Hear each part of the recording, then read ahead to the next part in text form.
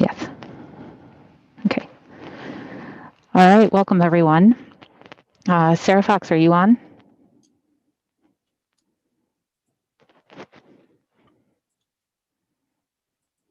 There you go, James.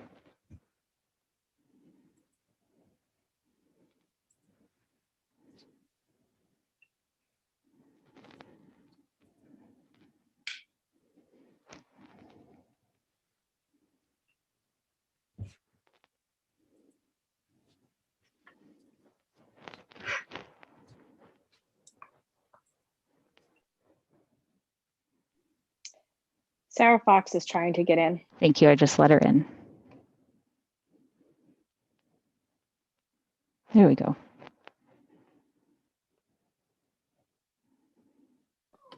Hi, Sarah, just to give you a heads up, I had a hard time getting in. All right. Well, we've got 130 people in right now. Okay. So.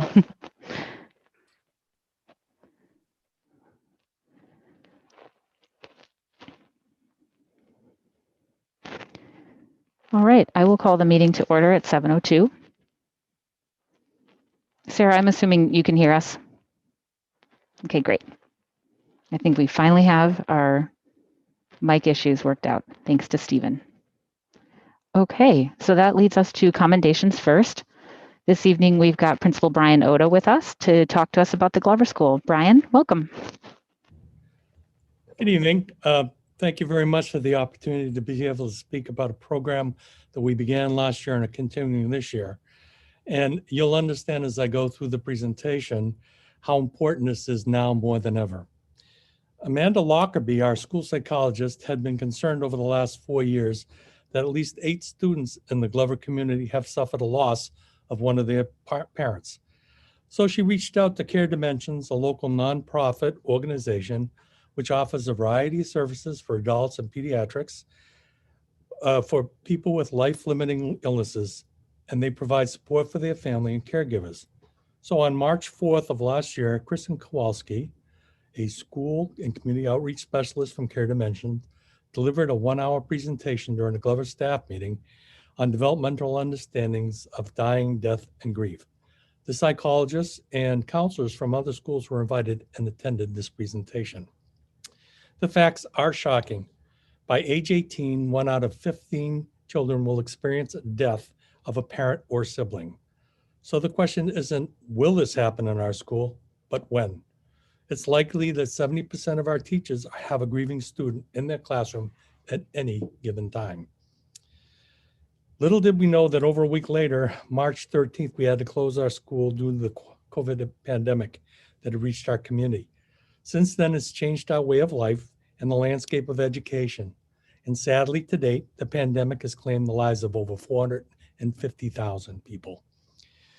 With district support and permission, Amanda has been allowed to offer Glover families a 6-week virtual group this past fall that was co-coordinated with Care Dimensions.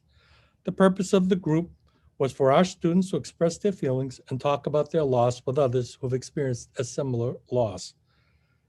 The grief group allowed our students to release their emotions in a safe place.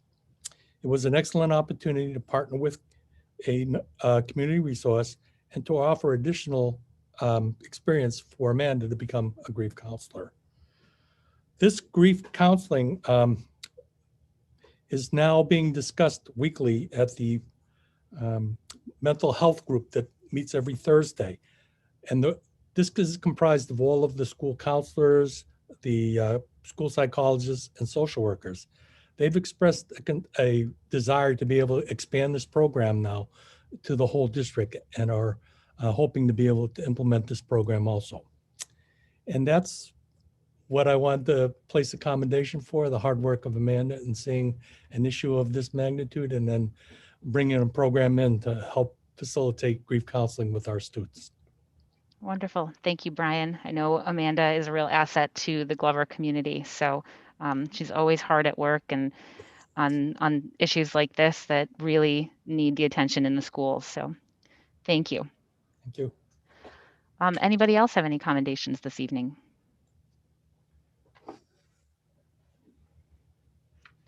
All right. Quiet evening. That will lead us to our student representative, Dan Howell. Dan, are you with us? Yep. Hi. Hi.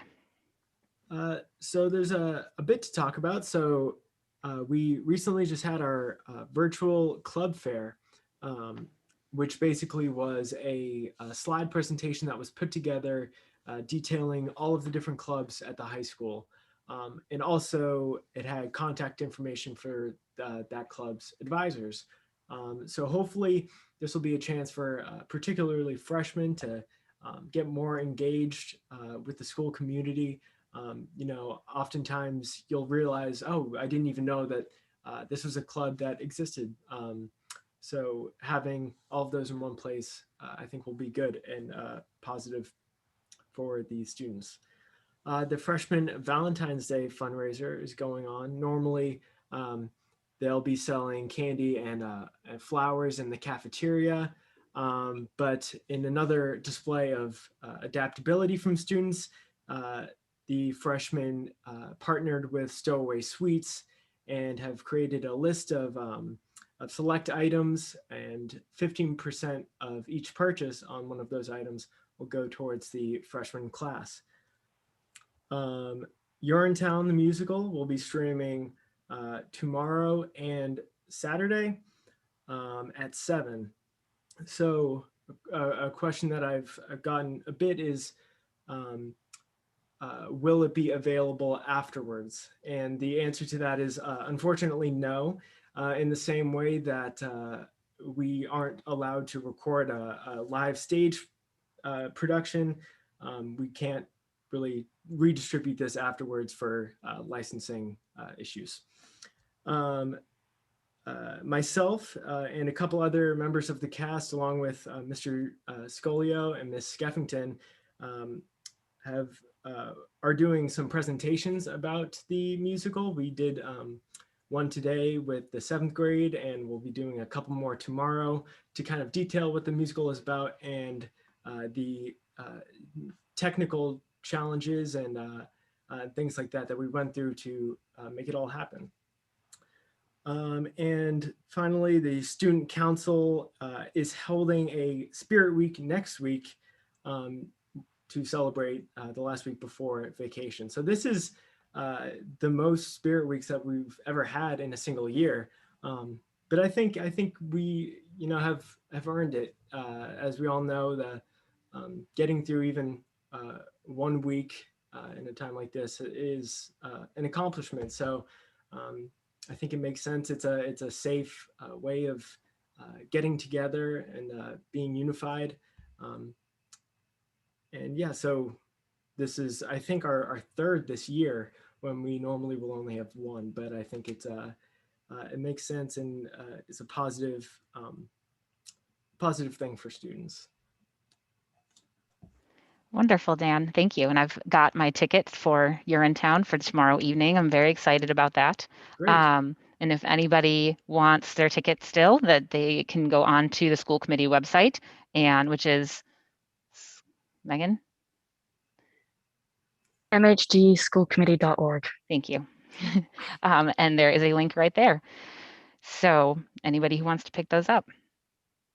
I just wanted to ask Dan real quick. I got mine yesterday, and then I got them for my kids. And then it occurred to me, I looked up a little bit about the play, and I actually saw that it was about municipal politics, which I thought was pretty hysterical.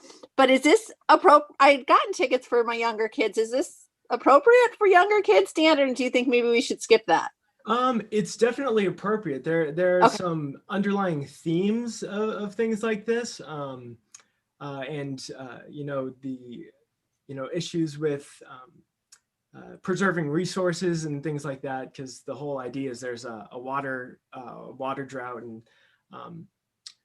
so there are some underlying themes that I think a lot of the adults will pick up on and appreciate, but there's nothing explicit or dirty.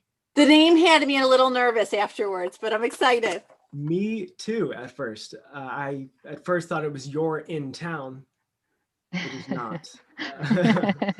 But, Well, and as someone with high school musical experience, usually the ones that are adapted for high school stage are a little bit more friendly to all audiences, knowing that kids are going to be involved. Well, good luck, Dan, and I'm really looking forward to it. Great, thank you. I can't wait. Thanks, Dan. All right, that leads us to public comment. I think public comment is going to be a popular thing this evening. So I'm actually, because we've got such a hefty agenda, I've got a couple of things that I'm going to request for public comment. First, I would like to take public comment for all things not school name related. So anybody who wants to say anything pertaining to anything other than the school name, please keep your hand raised. And then after we get through those people, then I will ask for people to re-raise their hand and talk about the school or the school name. So I will also ask that when we do the school name part of the public comment, that people keep their comments to about a minute long. We did have about 221 emails, I think was what I was wading through earlier today. So we have quite a bit of feedback. So if you already emailed us, we have received it. It is tallied and I have it with us. And so if you don't need to speak, please don't. And if somebody says what you want to say, simply kind of giving that thumbs up on the Zoom would be great for us. All right, so I've got Catherine Martin up first. Thanks, Sarah. So my public comment tonight, I was thinking about the village motto, and it's keep each other well. And I'm just thinking about how do we keep each other well right now when everybody's struggling? And how do we support our kids who are struggling and the parents who are struggling and everyone's kind of mental health this winter after 1 year of pandemic? And I think it's time that we do start looking at the CDC and DESE guidelines at reducing our student spacing from 6 to 3 feet. And I think we try to work hard to get our kids back into more school time. And I don't even know if it's learning time, but it's time with peers. Conversely, how do we keep our teachers well? Because this equation involves them too. They are members of our community. And I don't think the short answer is you just reduce that number. I think we do this by instituting the DESE 6-week pool testing program. And we follow the DESE guidelines for random testing. This is going to require community participation and hard work on part of our current nursing staff. And it's going to require a lot of transparency from our administration. I actually think this needs to continue beyond the 6 weeks, and we need to work out all the kinks. And I think that this needs to become part of our normal school activity, because we don't know if we are going to be in a similar situation next fall. And we want to do everything possible to make sure we can be in person next fall. The last way we can keep each other well is a well-funded budget. This year and previous years, school shortfalls all track back to the budget. No owl cameras, budget. Bad internet, budget. Edgenuity, budget. We know we'll have a significant education and social emotional gap next year. We need to fund it this year. This is how we keep each other well. This means sitting through the dry part of this meeting. This means attending the budget subcommittee meetings. This means you call your school committee members tomorrow and you let them know your budget priorities. If they're not asking tough questions tonight, you ask them the tough questions tomorrow. The school committee alone controls the budget. At last year's budget hearing, only 5 to 6 people asked questions about in-person learning, technology, janitorial spending, and many other issues that we're facing at that time due to COVID. Our questions went unanswered by the chair, and we were called the vocal minority. Don't let that happen again this year. We fund next year now. And while we're all itching for a little normalcy and looking to the short term, we will be in the exact same place as we are next year if we do not fund our schools now. It is very important that people ask questions and demand our elected school committee members hold our superintendent's feet to the fire for a needs-based budget and our town accountable to fund our schools. This is how we keep each other well. Thank you, Katie. Dawn Johns? Hi, can you hear me? Yep. Okay, thank you. Just building on what Katie just said, I think we need to reduce the 6 feet to 3 feet. And I'm wondering, can this even happen? Can we renegotiate the teachers union contract now? Is this possible? Everyone keeps talking about it and no one seems to know this answer. So unless we can do that, then it's just, we shouldn't even talk about it anymore because it's a done deal until the end of the year. Final location of that pond. What we're looking at is. Thank you, Dawn. Okay, thank you. Emily DeWitt? Hi, everyone. I'll keep it quick. I just want to echo my very grave concern about the mental health aspect of not only the physical pandemic that's going on, but the real mental health pandemic that is very closely associated with every aspect of this year and how it's affecting our families, how it's affecting our children, our small businesses, our substance abuse users, children in the home with substance abuse users, families who can't work because their children are at home. And we don't have a support scaffolding that's even close to fitting the need. The 6-month waiting list at the Marblehead Counseling Center is just one example. Our families are in trouble. Our town is in trouble. To mitigate these mental health issues, I do believe we need to give our kids the chance to get back into the school. I do think that spacing is something that needs to be closely looked at, especially since my son is participating in contact sports currently. There is no way there is a 6 feet distance being maintained while playing basketball and pretty soon football. And I don't understand the disconnect between sports being okay, although I'm all for it, and being in a classroom is not. I understand from speaking with teachers that vaccinations are really important to them, and I couldn't agree more. I want everyone to remain safe. How do we get them to the front of the line? I don't know. I don't know if that's something we can all raise our voices to help with. But in the meantime, we can't wait. The situation is dire. Our kids need our help. Our families need our help. The tone is palpable out there in our community. It's not frustration anymore. It's alarm bells going off left and right.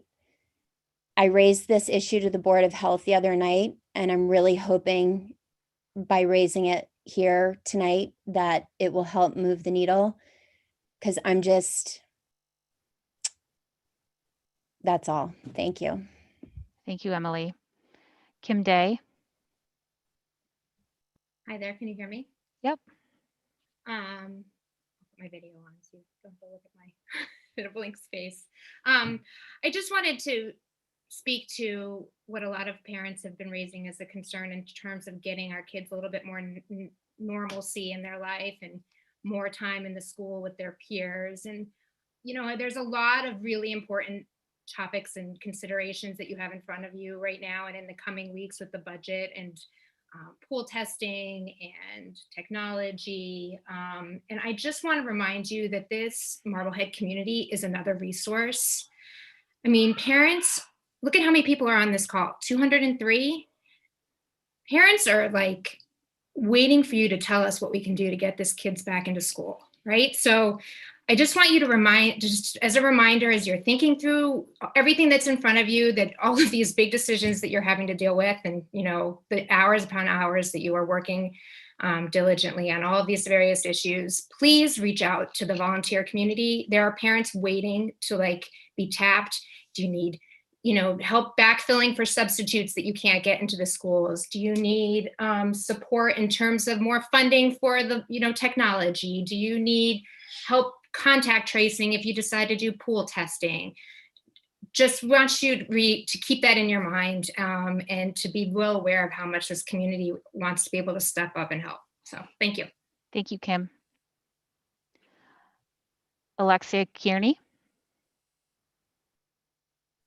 Hi there. Thank you for allowing me to speak. I do believe that we're on a brink of a major mental health epidemic. And I just cannot be silent about this anymore. I've asked my son to speak. You can see he's a junior at the high school. He's in a full remote program. And he's the reason why I've been involved over the past few days to really bring his voice to your school committee, to our community, so that we start talking about what we're extremely worried about with the kids in our district and in our community. Personally, I've just woken up to the impact that remote and hybrid learning has had on my children. I've been really focused on the academics. I'm worried about SATs. I'm worried, are my children learning math? They don't have a lot of time in the classroom. They're in most of them are in a hybrid. My twins are. So that's where I have been focused. And I haven't really thought about the mental component and the health component of how this is impacting our community. I did a lot of research today. I know in 2014, there was a study by the National Research Council of Medicine that showed that already in 2014, 13 to 20% of the US kids are experiencing a mental, emotional, or behavioral disorder every year. That blew my mind. Several studies show that only 10 to 40% of the kids receive any treatment at all. This was prior to COVID.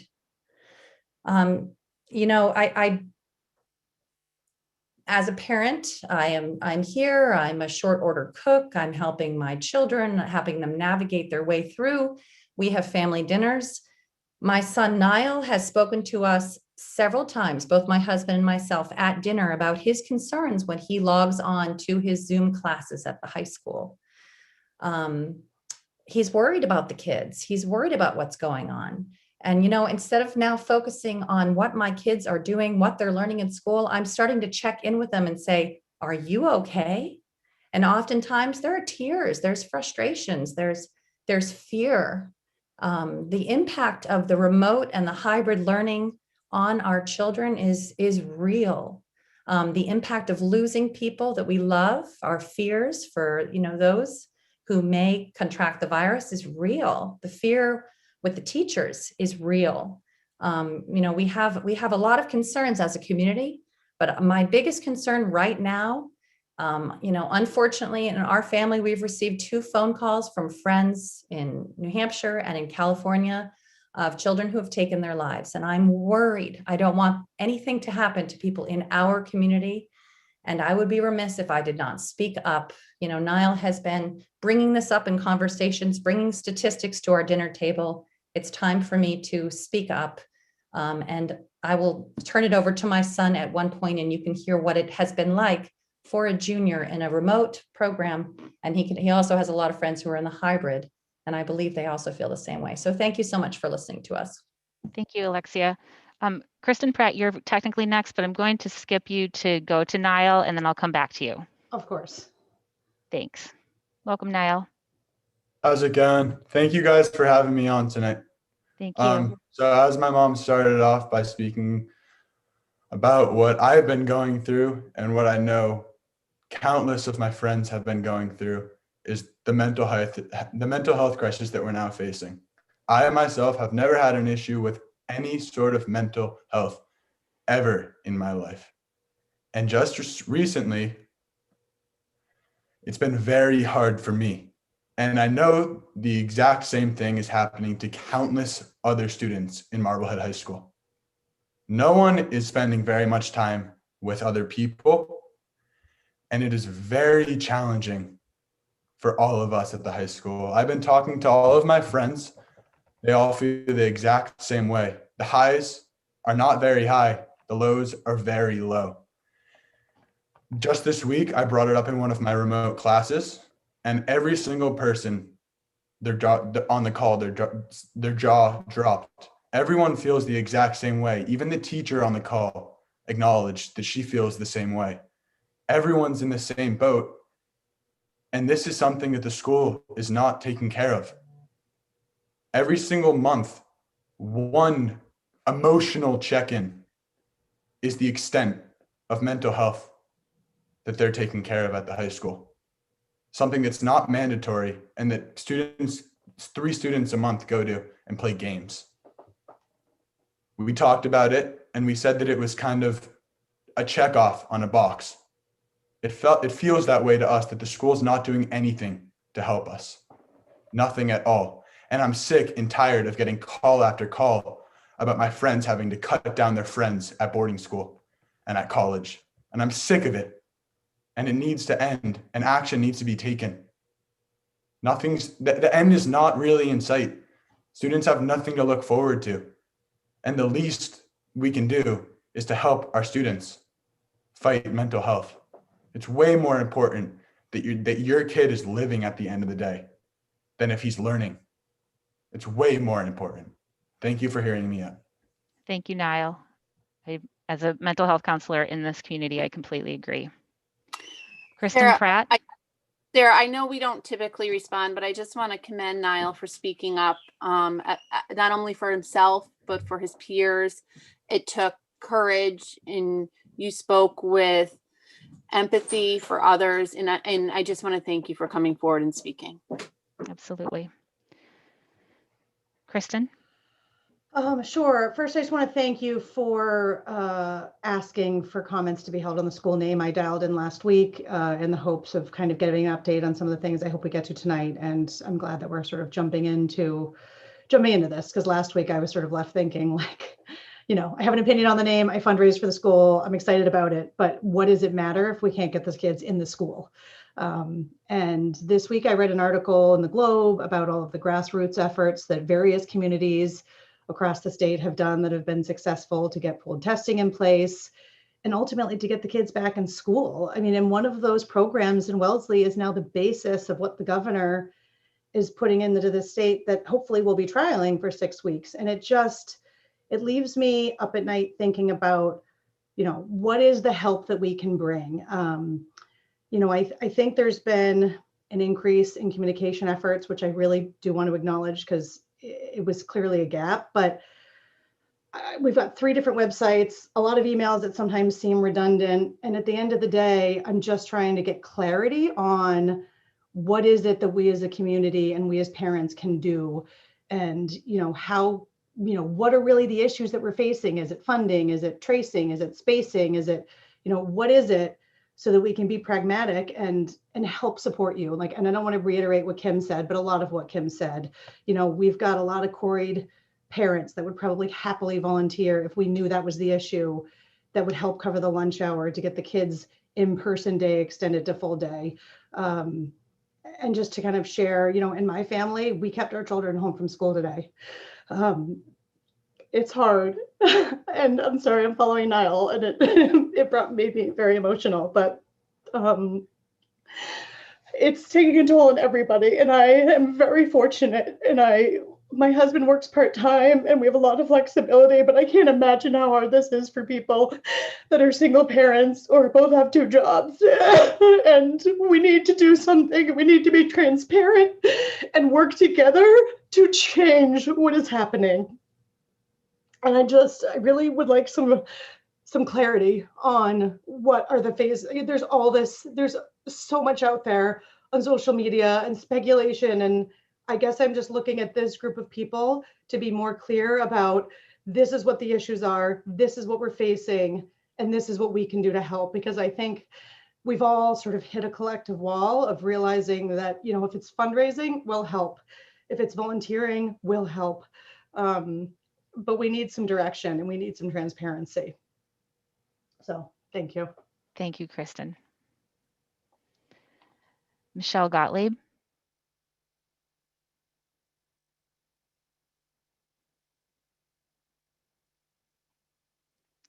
Michelle Gottlieb. Sorry, Oh, there you go. mute. Sorry about that. No worries. For those of you that don't know, I'm on the Board of Health, and this is not our forum for speaking or commenting on policies, et cetera. But I did want to say just a couple things. One is that, for those of you who were at our Board of Health meeting, we are listening and hearing what you're saying. And we know that, as I said the other night, that, as the pandemic wears on, things shift, things change over time, and we are always recalculating and rethinking, not only based on the latest science, but based on where we are as a community, as a society. And this isn't the forum for me to comment, but we do, mental health is part of the purview of what the Board of Health addresses, and we take this very seriously. And but we also are concerned about the spread of the virus, and we just have a lot of thinking to do. But we are listening, and we are listening to the anguish that we too, as community members, are experiencing. So we just want you to know that we are not taking this lightly, and we are thinking and listening and reading and considering everything that's being shared here on social media, and we're considering and following. Not that these are the decisions that are made by the Board of Health, but of course we serve in an advisory capacity. Just regarding the two other things I wanted to say, one is about volunteering. When it comes to anything that has to do with regard to contact tracing, or people who want to get involved in vaccinations, or it's been really hard because we want to take advantage of people who want to volunteer in any of the kind of health aspects. And right now we don't have a lot of opportunities, but should opportunities come our way, the best way that you as a community can be ready to volunteer is to be signed up through the Medical Reserve Corps. That link I put on our Facebook page for that it's on the town website, and it is also on our Facebook page for the Board of Health. I will repost it there, and I will make sure that it is easily accessible also on our town of the Marblehead health page as well. So even if you've already been queried, if you want to participate in any kind of Board of Health volunteering aspect, please make sure you're registered there, as that will be the way we can tap people. Yeah, I don't need to make my other comment. That's all. But thank you for sharing your thoughts and concerns. Thank you, Michelle. We'll probably reach out afterwards and just make sure that we have all the links on that, because we can put them on some of our websites as well. Thank you. Erin Noonan. Yeah, I just wanted to quickly thank Michelle for coming to this meeting. And I know that they all take their role very seriously, and it just shows the community spirit that we don't operate in like a vacuum, and our boards listen and come together, and we work together as a town and a community. And I just think it's amazing that people showed up to speak today, because it's hard and it takes a lot of bravery. This is a hard time. People are walking around like shells of themselves. There are families with real financial insecurity. Clearly students are suffering. There's a lot of tears. It just, 6 months into this school year now, with 3.5 left to go, it just feels like it's the time to take a step forward. If you think about like our risk analysis as a pendulum, as we approach this year, we've rightly approached this year with extreme conservatism. But it just feeling like a little bit in the community that the pendulum has swung so far to the left that we've like wrapped it around the tree 3 times. And maybe it's time to take that step forward. And maybe we can be leaders among other towns in our area, and not wait and be followers. I have faith that we can do that. I have faith in our administration. I have faith in the school committee, and I know I think important part of that is having teachers in the room. And I'm not sure that we've done that justice. I don't know. It doesn't seem to me there's Joan Miller is the union leader and by all accounts has an incredible reputation. And it doesn't mean anything towards that, but just that there's a lot of voices that I think aren't being necessarily heard that, we have to start listening to people. This whole mental health thing has become its own epidemic, and so what does it mean to take a step forward? I mean, part of that for me, I just don't see how you can get to that if you don't relax some of the social distancing. And, maybe it's time that we start to, pivot and take a look at the American Academy of Pediatrics recommendations, the World Health Organizations, the Massachusetts Public Health Organization, because at this point we are measuring real actual harm in terms of mental health against hypothetical harm, right? And, part of that also, it's just not one step, part of that means we need to show support for whatever testing that as a community, we need to voluntarily opt in. Parents in this community, if we do pool testing, need to show good faith and goodwill and participate in this process. Maybe we need to start getting some PCP testing or whatever it is, the long testing and the rapid testing. We have money for that. We have, we have an ESSER grant coming, $335,000 of CARES, a second round of CARES funding. We have $200,000 sitting in an appropriations line for substitutes we haven't used. Let's figure out what it is the teachers will need to feel safe. And let's start to engage the community, and let's stop maybe thinking of all the reasons we can't do something, because logistically it is incredibly overwhelming, some of this, contact tracing, pool testing, all of it. But maybe let's have the audacity to hope, to borrow a phrase. Let's try to manifest something here and just take that first step forward. Thank you, Erin. All right, thank you, everyone. All of these comments are received with heavy hearts, and we understand where you're coming from. So these things will be addressed a little bit later on in the meeting. And so just to continue forward with the public comment part, I will ask people who want to weigh in on the school name to now raise their hands. Sarah, there's been a woman who's physically been holding her hand up in the screen. Her name was Virginia Brown. I don't know if everybody knows where the raise hand function is, but I just wanted to give her, she's been very polite and held it up for a while. Thank you, Sarah. Virginia, go ahead. Sorry about that. Thank you so much, Sarah. I'm sitting here asking my 8th grader, how do you raise your hand in class on the Zoom? Just raise it. So anyway, I apologize about that, but thank you for your acknowledgement. So I have to step back and say for a minute that I feel like maybe I should have been more involved all along. And so I apologize for that piece, but I just want to reiterate what everyone's been saying here tonight. I have an 8th grader here in the Marblehead Public Schools. I also have a 7th grader at Brooks, a 17-year-old at Brooks. And I just wanted to share with you very briefly an experience, because my son seems to have done okay with it, but because they're only in school half days, he really doesn't know his teachers. It's very difficult to develop a rapport in the environment that we're currently all working under. My student was a B+, B- student throughout the first quarter, throughout his 6th grade year here. We're kind of newer to Marblehead. And this Saturday morning, I opened up his report card, and his report card was across the board D's and D-. I never got an email. I never got any correspondence. And I'm sharing this only because for an 8th grader, you have to, and obviously we all do understand that it's truly a mental health issue at this point. That his self-esteem, obviously he just shut down.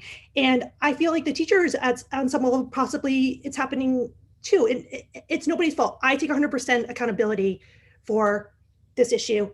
I'm obviously holding my son responsible too. And I know the teachers are working very hard to provide these communications, but without knowing a kid who typically would not be getting D's and D minuses across the board, and not being able to kind of proactively support a child like that, these are the type of things we're dealing with. And quite honestly, like I want to be as helpful and supportive and collaborative as possible. I've always worked in education, public, and I have experience with both public and private experiences.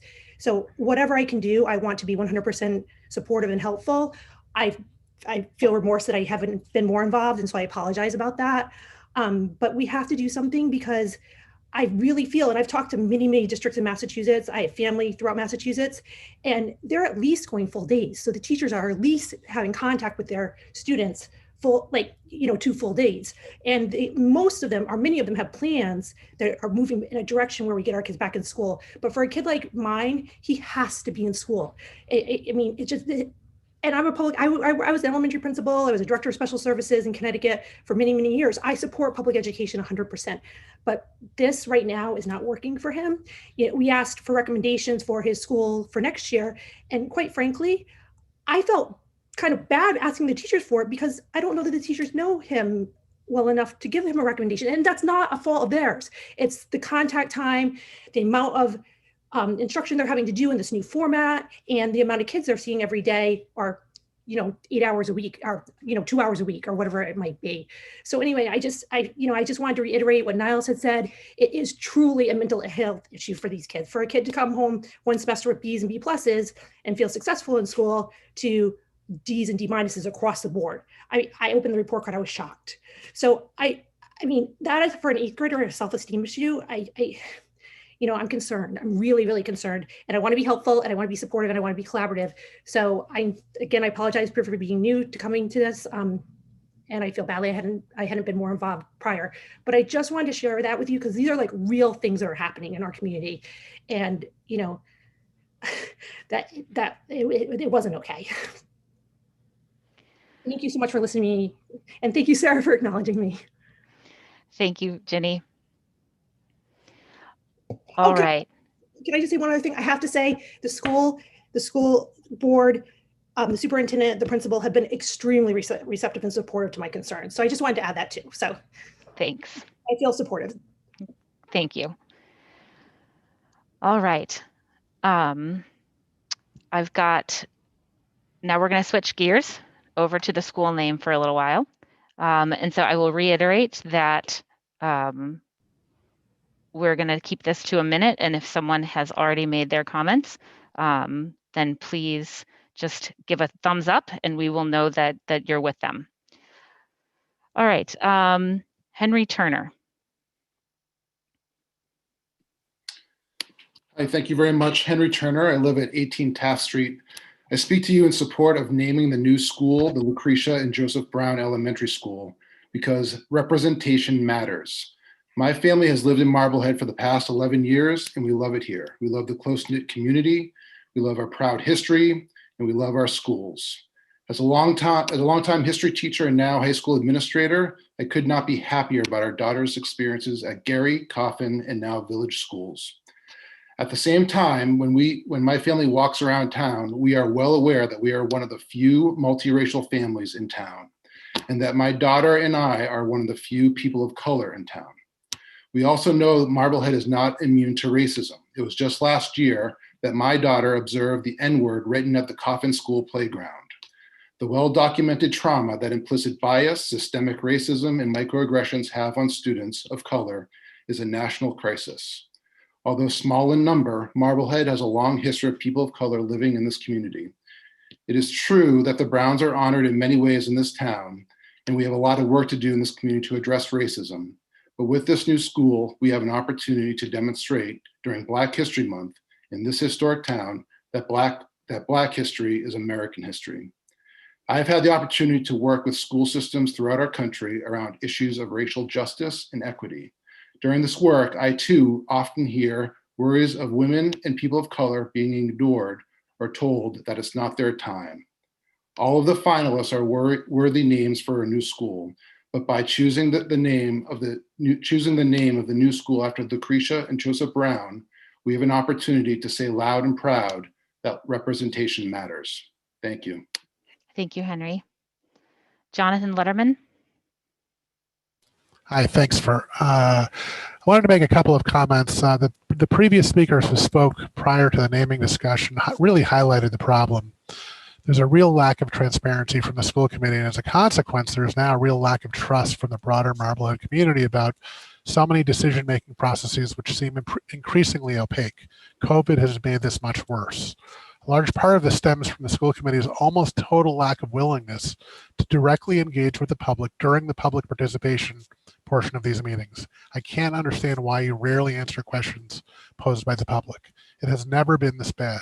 Why aren't the school committee packets posted so the public can see them before in advance so they have the opportunities to comment on agenda items? Why don't you answer the questions? Why are school committees in the past answered questions from the public? We are all your constituents.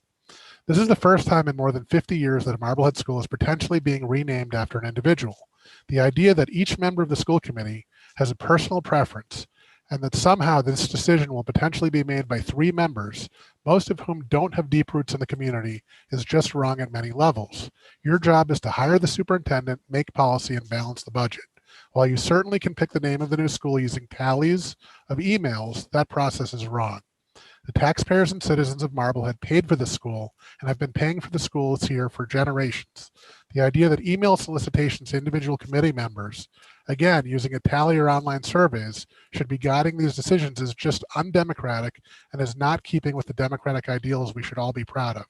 Every citizen of Marblehead should be able to have a voice. Marblehead is blessed with countless individuals who have extensive knowledge of our important historical figures, including those whose namesakes have been proposed. And this is the time to bring representative experts forward to offer a small, diverse set of recommendations so that the entire community can be invested in this decision. I hope you will seriously considering taking a step back, putting a proper experienced naming committee together, and then putting the final decision on the town ballot in June. We have an annual election every year in June, and the name of the school could, at no cost, be put to all of the voters on this ballot. This is not a decision you should be making on your own. I hope you will seriously consider engaging the public in a meaningful way so that the entire community can be vested in the final decision. The schools belong to all of us, and all of us should have a voice in its naming. Thank you. Thank you. Melanie Lloyd. Hi. Hi. Thank you. I'm Melanie Lloyd of 26 Arthur Avenue. I'm reading a statement from the Marblehead Racial Justice Team, where I'm a part of the school's action team. The Marblehead Racial Justice Team supports your naming our new building, the Lucretia and Joseph Brown School. This would be a wonderful step forward for our town and a huge honor for people of color in our town's history. It would also be a courageous, bold action toward realization of inclusive history in our town. This couple faced tremendous odds and discriminations as people of color in colonial times. They overcame impediments to thrive as successful business people and entrepreneurs, along with raising a daughter they adopted. Elbridge Gerry, Joseph Story, and Malcolm Bell are all meaningful figures in history of our town and its schools. We hope that each of them, along with Miss Lizzie Coffin, can be represented in memorable ways in the new school. An anchor as a representative of a firm foundation is also good, and we hope the administration can weave that idea into the fabric of the school as well. Your choosing Lucretia and Joseph Brown is vital in so many ways. It would recognize a couple who may have been ordinary people, but whose accomplishments live in our town 200 plus years later. It would recognize them as a couple, a key message about the value of female and male contributions to accomplishments. In this vein, town leaders recently voted to recognize a contemporary couple, Judy and Jean Jacoby, both of whom contributed to our collective well-being in the renaming of 10 Humphrey Street. You now have an opportunity to reinforce that message. Finally, it's important as well from the standpoint of a gesture to present Marblehead as a welcoming place for people of color. Numerous commentators have described how valuable it is to introduce age-appropriate anti-racist education at the elementary level.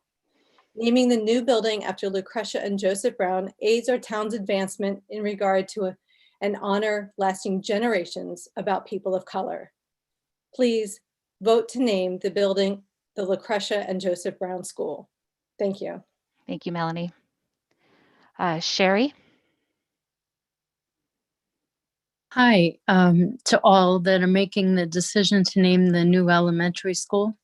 My name is Sherry Gagney, and I'm a resident of Marblehead. I'm a Native American Indigenous person. I am Métis, Mohawk, Abenaki, Algonquin, and Choctaw. It's my understanding that one of the options for naming the school would be to name it the Lucretia and Joseph Brown Elementary School.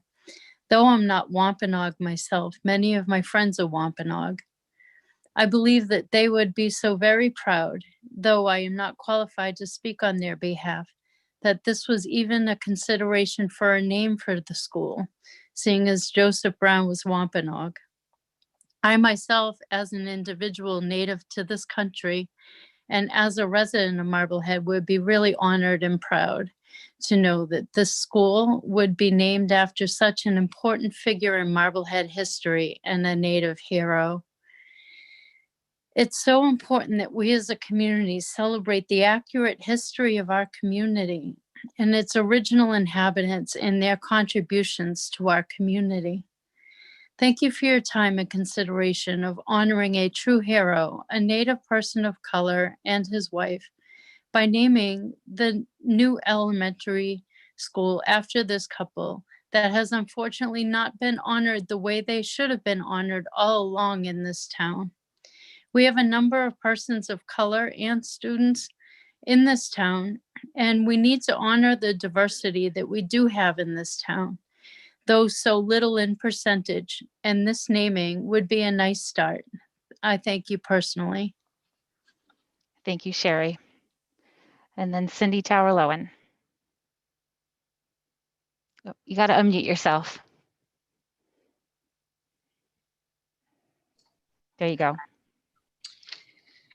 I will try to keep it more than 1 minute and less than 3 minutes. That's fair. I'm starting your clock now. Okay, no. Anyway, many of you know who I am. I am an active member of the community. I work on racial justice work. I believe in justice and equity and changing the narrative in Marblehead. My vote would be for Lucretia and Joseph Brown Elementary School. My vote doesn't matter. It's your vote that does. But these are the reasons why I think it's important. Marblehead has not been a welcoming town. It has a history of being a sundown town. Though many would say they have been welcomed here and they love this town, there has been enough racial profiling with residents, students, non-residents, which show a different picture. This name would be a first step in changing that image. No, it will not happen overnight. Yet, it is an incredible opportunity to have this as our first step with our elementary students, the young ones, the ones that are still absorbing their environment, their history, and so much more. Imagine having a town that embraces a new narrative, a learning opportunity for the young students and for the adults. Our white, black, and brown students would learn about the Browns just by the nature of being in this school with this name. The learning would not and should not stop here. The Browns were property owners, hardworking. They owned and operated the tavern that some know as Black Joe's Tavern. Lucretia was a baker. She created the Joe Frogger cookie, sorry. Lucretia was Black and she was free. Joseph was Black and he was indigenous and he was enslaved until he obtained his freedom from slavery after his service to this country. The stories would be woven into the curriculum and taught to our children. Whether white, black, or brown, at a very early age, our children, our students, would be part of changing the narrative here. That Blackness is a good thing. That we honor it, that we respect it, we embrace it, and we elevate it. Our students from Boston would be able to see people that look like them in the school, and the knowledge that this couple was and is a part of our town and our history. When is the last time the school district, the town, elevated a Black woman, a Black and Indigenous man that lived here, that were part of this community, that's part of our history for over 200 years. And yet here we are 200 years later, and we're having a meeting and we're talking about naming the school. You, the school committee, can change that tonight here, and you can take this first step and then commit and make a commitment to our students that we will continue on this path of honoring our Black and Indigenous people, of creating a new narrative here, of elevating and making the person not, quote, a Black person, but part of who we are here in Marblehead and our history. And I thank you. Thank you, Cindy. Leah Bokenkamp. Hi, yeah, thank you. I'd like to voice my support also for the name Joseph and Lucretia Brown, and I'd like to go a little bit deeper than that.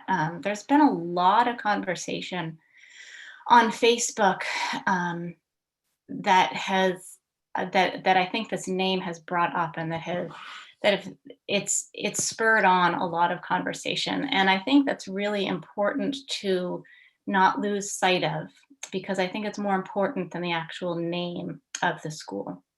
A lot of the points that Cindy made, I agree with.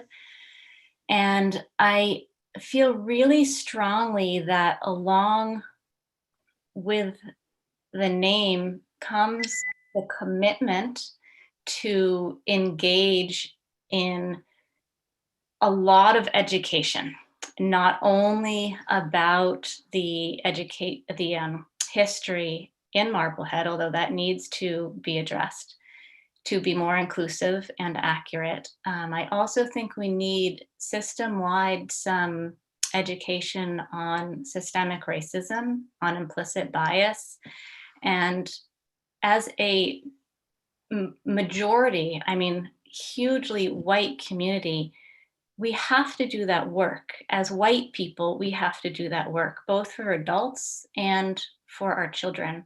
And I really feel strongly that that is the only way that this town is going to be a more welcoming town. I think the downfall of Marblehead, I love it here. I've lived here for, I don't even know how long, since 2003, a long time, I lose track. But the low point for me is the lack of diversity.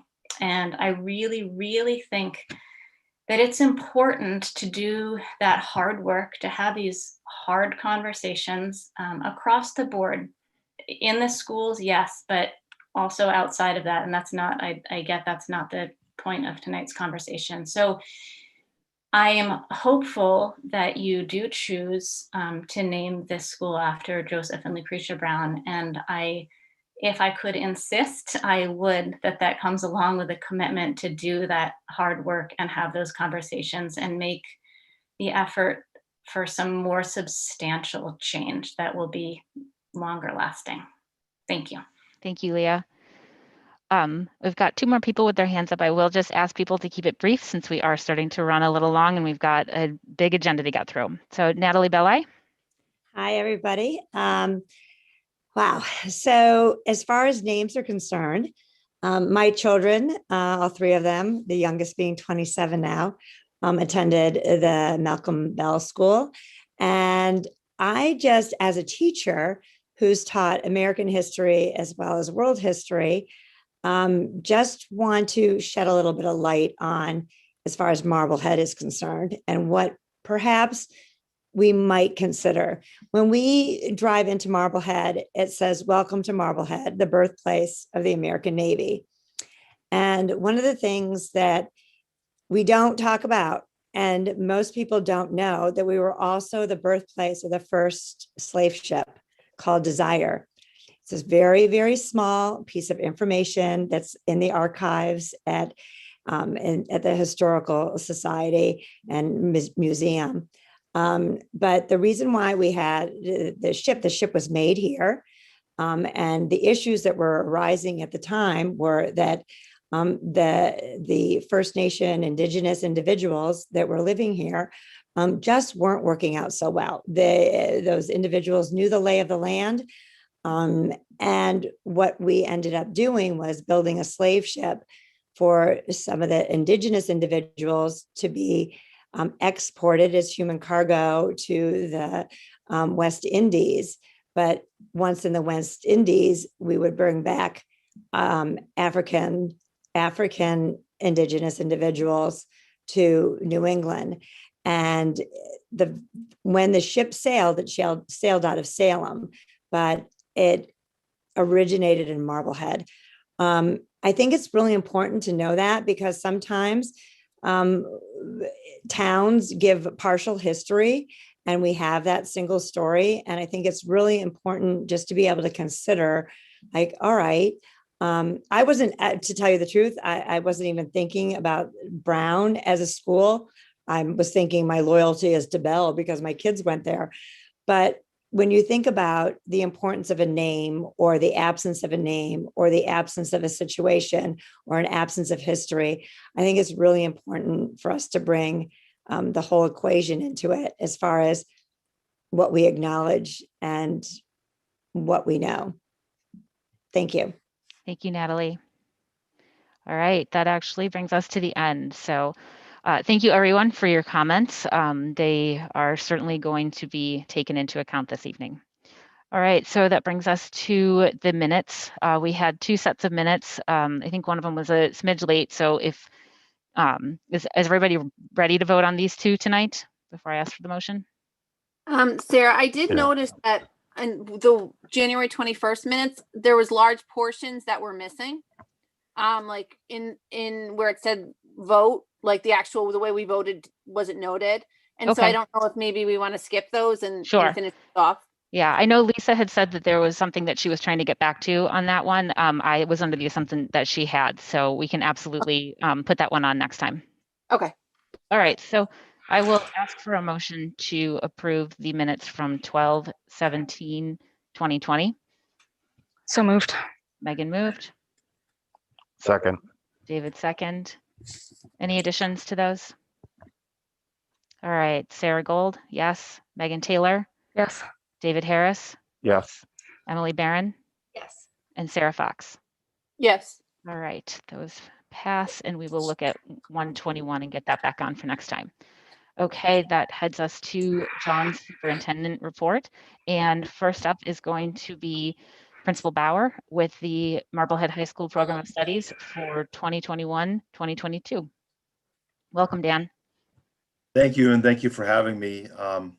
And I just wanted to thank Niall for his impassioned discussion and points. And he's a wonderful young man, and really enjoy working with him. So that took a lot of courage to say that in front of 200-something people. And thank you very much, Niall. Excuse me. I just also want to thank our awesome staff. We're doing the best that we can through challenging situations, and certainly we're coming to a point in the year where we need to start planning for next year, as crazy as that sounds. We're getting ready to start the course selection process, and the big piece of that is aligning our program of studies to make sure that it matches for next year's programming. So it's important tonight to go through the 9 proposed items with you. And I think the big piece is working with the administrative team and our staff is looking for creating as much flexibility through challenging times and making sure that we still provide the great programming that we do. There are 2 items in science. The first item is in the science area with the additional lab block. We did not run that this year because we needed to create flexibility and agility within our schedule to offer options.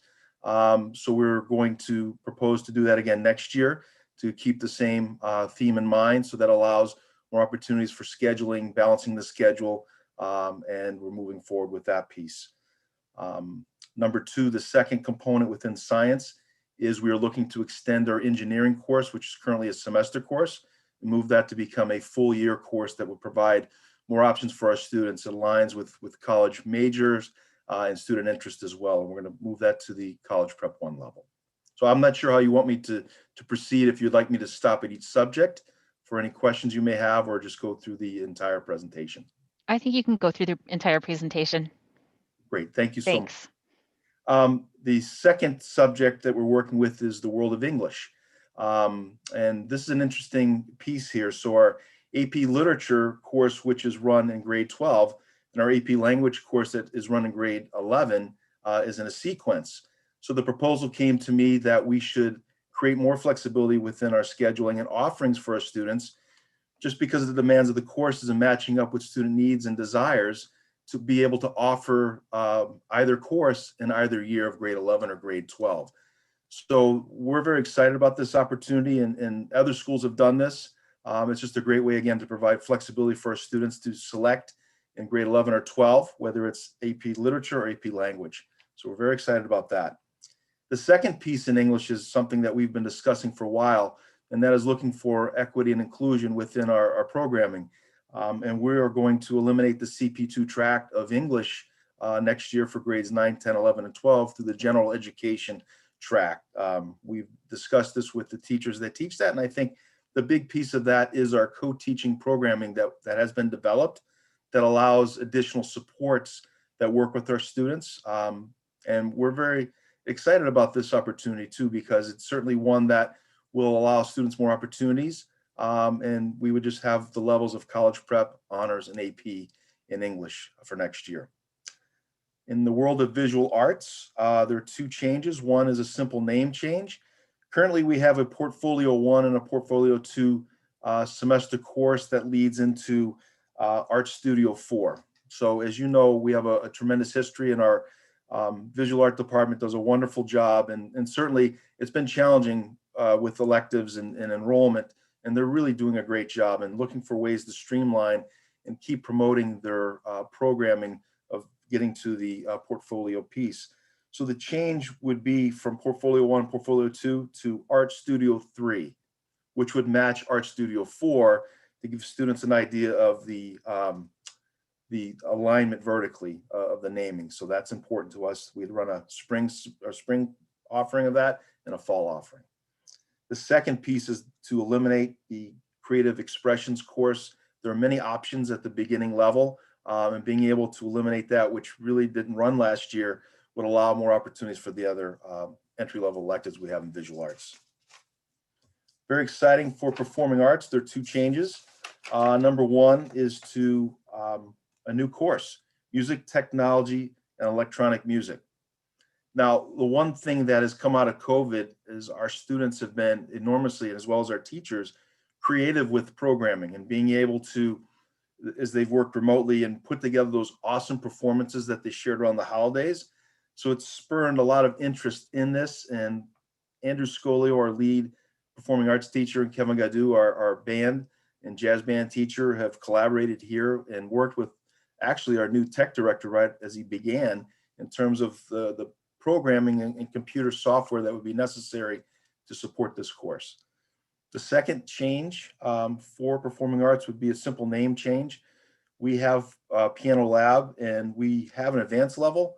So we're looking to actually align and create a beginning piano level and advanced level. And we think that delineation will help for the understanding of the electives. And then our last piece that we have is in special education. And Dr. Donnelly, our special education chair at the high school, and working with Eric Oxford, our director of student services, and Jillian Bradbury, our lead special education teacher, a lot of work has been done to refocus our curriculum support courses to be able to allow a credit to be connected with the course, which will help all of our students, so that way we're not scrambling for some situations at the end of their high school experience to find credits that they may need. And I know Dr. Donnelly is tuned in, and I asked if she would speak on this. Dr. Donnelly, are you available? Yes, I'm here. Great. Thank you, Dr. Donnelly.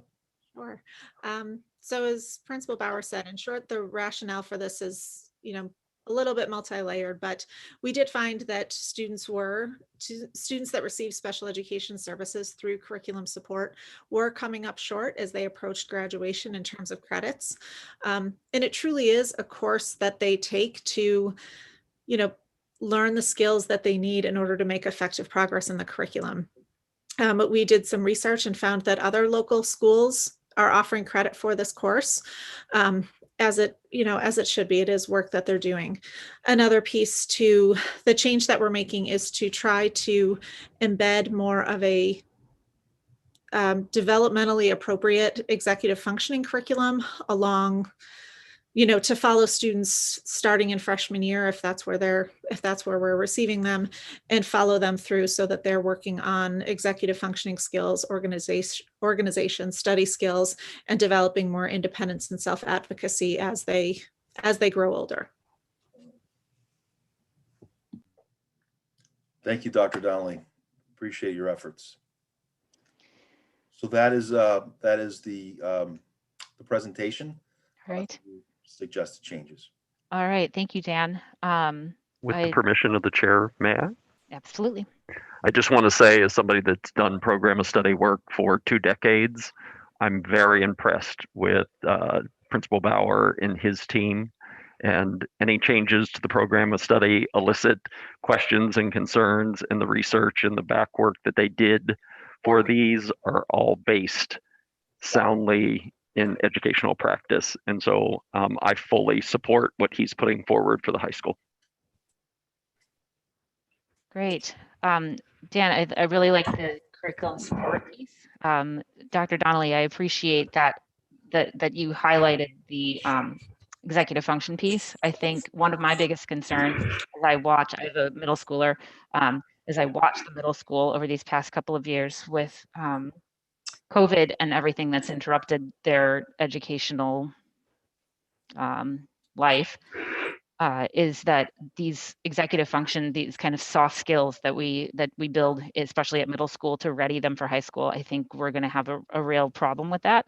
And so I'm glad to see that you guys have plans for that. Yeah. Hi, Dan. Thanks for presenting this to us.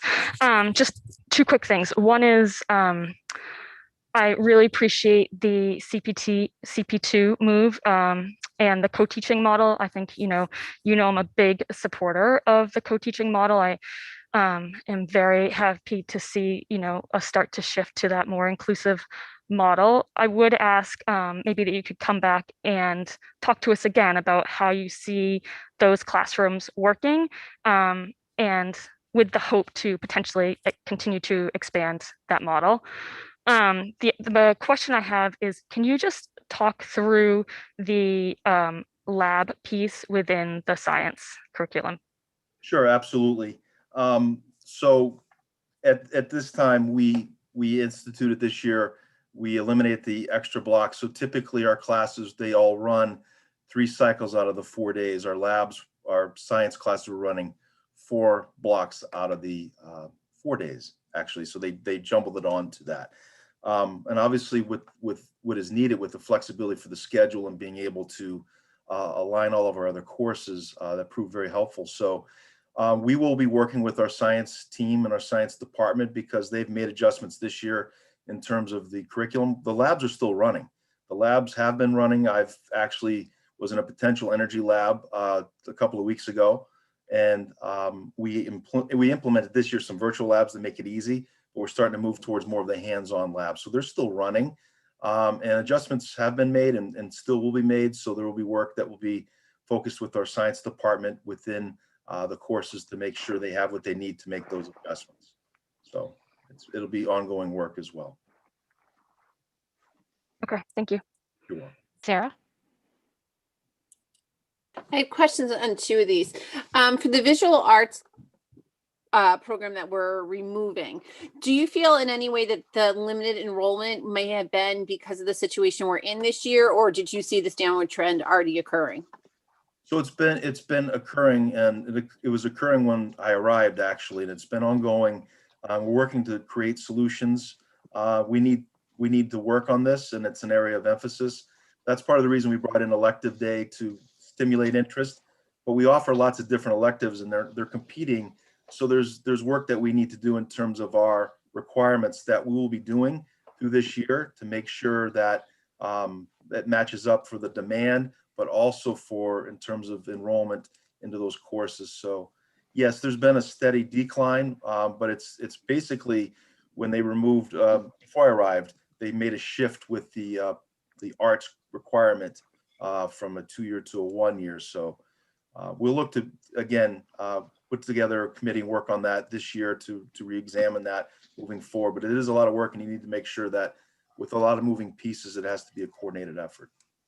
Okay, and then my next question talks about the curriculum support class, but more precisely what Dr. Donnelly spoke about, how implementing that executive function piece in education.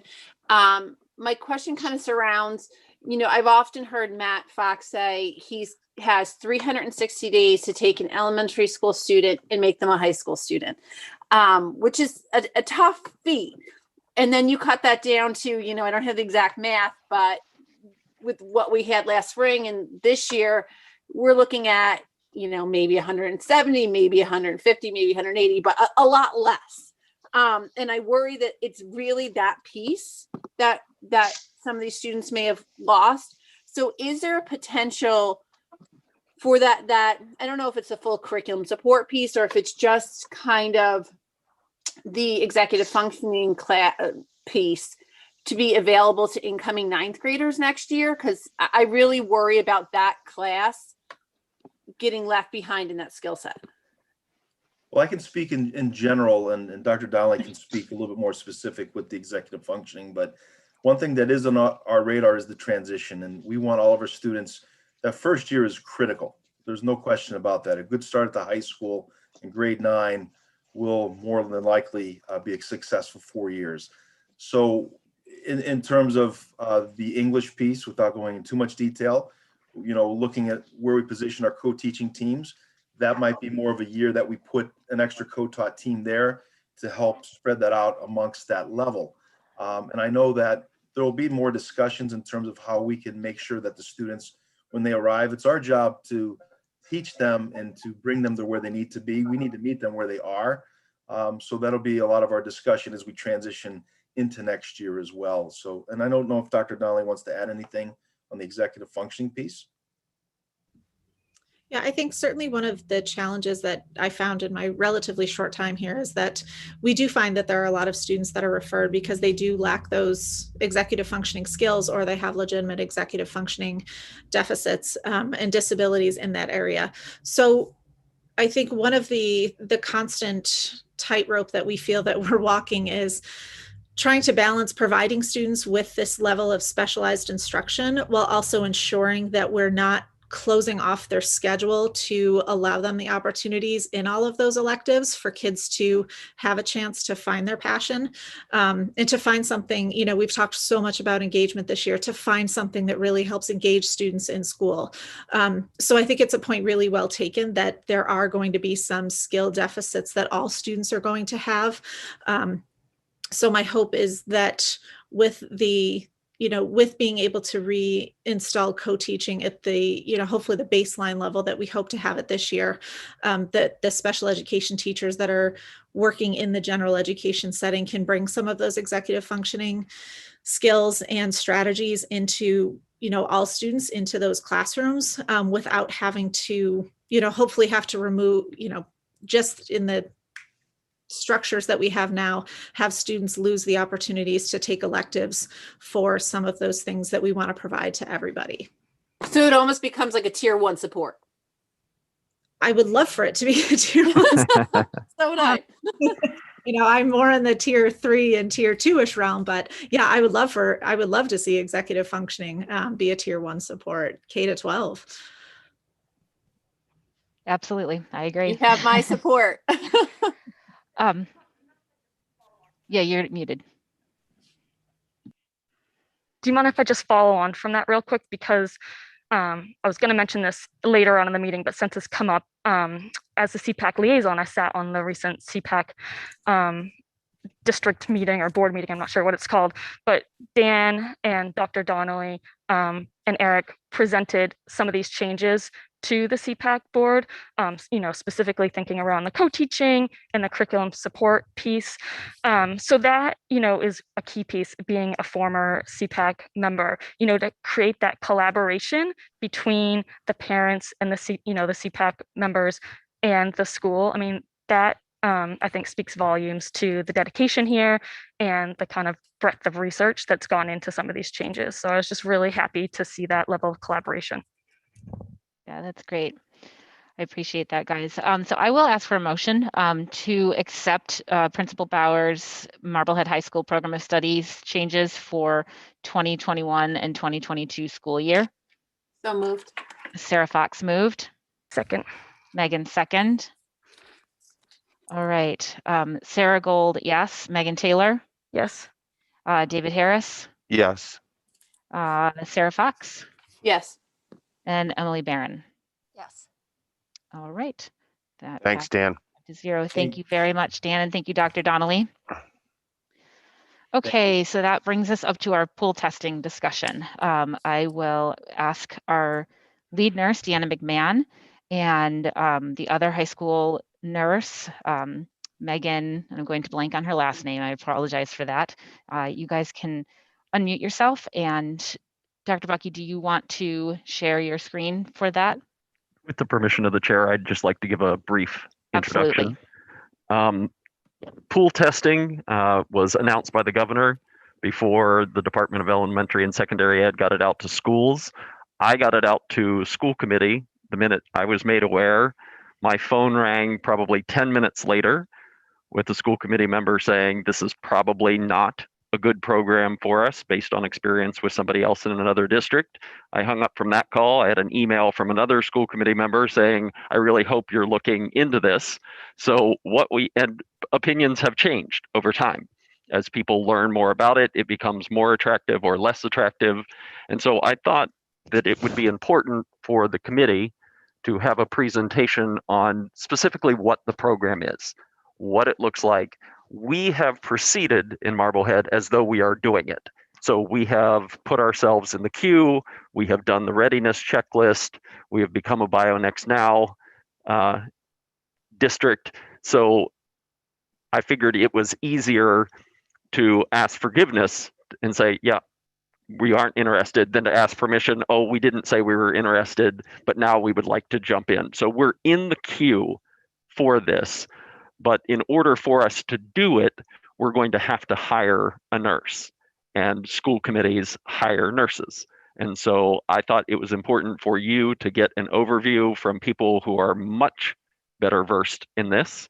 And Deanna is our lead nurse, and you've heard me praise her repeatedly, and I will continue to do that. And her assistant in the office has really run, or not her assistant in the office, the second nurse at the high school, that was really a misspeak on my part, so I apologize, has done yeoman's work in making sure all the boxes were checked and the readiness. So I will turn it over to them, take you through the presentation, and then entertain the discussion that will likely follow. So people know it's Megan Calpin. Megan Yeah. Calpin is doing the presentation. Thank you, Deanna. Sorry, Megan. That's okay. Sometimes I barely remember my own last name, if it helps you feel any better. It's been a week. So I have, like they said, I'm Megan Calpin. I'm one of the nurses at the high school. I have attended DESI's pool testing webinars, and I've been working on the paperwork to kind of get this whole thing started. So I put together some just brief stuff for you guys, of like an overview about what pool testing is. So it's DESI supported. It's a 6-week program for pooled surveillance testing. It ends on March 28th, 2021. It starts on February 8th, minus February vacation. So what it is, it's groups of students and staff organized into pools. It will be from 10 to 25 people, but that will depend on what vendor we get paired with. Everyone in the pool gets a PCR test. All those samples are analyzed together as one PCR test. If the pool result is positive, then all those people get retested with a rapid antigen test, which the Binax now, we don't currently have it, but we're working on it. In most cases, if a person's rapid antigen test is negative, that person returns to school. If the person's rapid antigen test is positive, the person is going to follow DPH isolation protocols and gets contact traced, and they become a positive case. So let's see. So the test would be performed once a week. It's an anterior nasal swab. It would be random. It would be randomized depending on who opts in. Samples are going to be administered by trained staff. Certain age groups of students can take their own sample under a trained staff supervision. So the vendor that we get paired with is going to be responsible for delivering the test to us, all the testing supplies, the lab processing, the software associated with the pool testing, training for school and district personnel, and then customer service and support for those personnel as well. And this is only going to be covered during that 6-week period. So what we are going to be responsible for is all this here. So coordinating with DESE, managing all the logistics of the testing, including the test administration, data entry, software management, and then getting those completed tests to the laboratory. All the communication and education about the program, distributing and processing all the consent forms, conducting the follow-up on positive pools. And then also that would be contact tracing as well once they're confirmed, the person in the pool is confirmed positive. Administering and supervising the specimen collection, and then reporting all the follow-up testing that's done with the Binax now. So what we need is a healthcare professional to oversee the entire program. They would likely be a nurse or other healthcare professional. And this person would pretty much just be in charge of the whole program for the 6 weeks. So this is proposed costs from neighboring districts proposal. So for the first, you can read it, what they would cost us in this first 6 weeks, and then what it's going to cost us going forward if we decide to continue doing it. So this was the proposed cost from a neighboring district, not our personal proposed cost. With the permission of the chair. This is from Gloucester, and they just recently voted, and I was on a call with the superintendent of Gloucester and 5 other superintendents who are exploring this and looking at it. And the $65,000 once the program ended was pretty much a consensus opinion for the cost once the 6 weeks of DESE quote unquote funded expires or is over. So the vision that we have, well, the vision is ideal. So this is the hopefully ideal. It's to participate in the 6-week program where the costs are supported through March 28th. We're going to try to start with the high school and the middle school students. Those are where the highest number of cases are right now. And there's more likely to be transmission in the older students. Testing should occur on Thursdays and Fridays. So cohort A and cohort B. After in-person school, this will hopefully reduce the amount of time that students will miss class, as they will need to remain out of school until a negative pool result is received.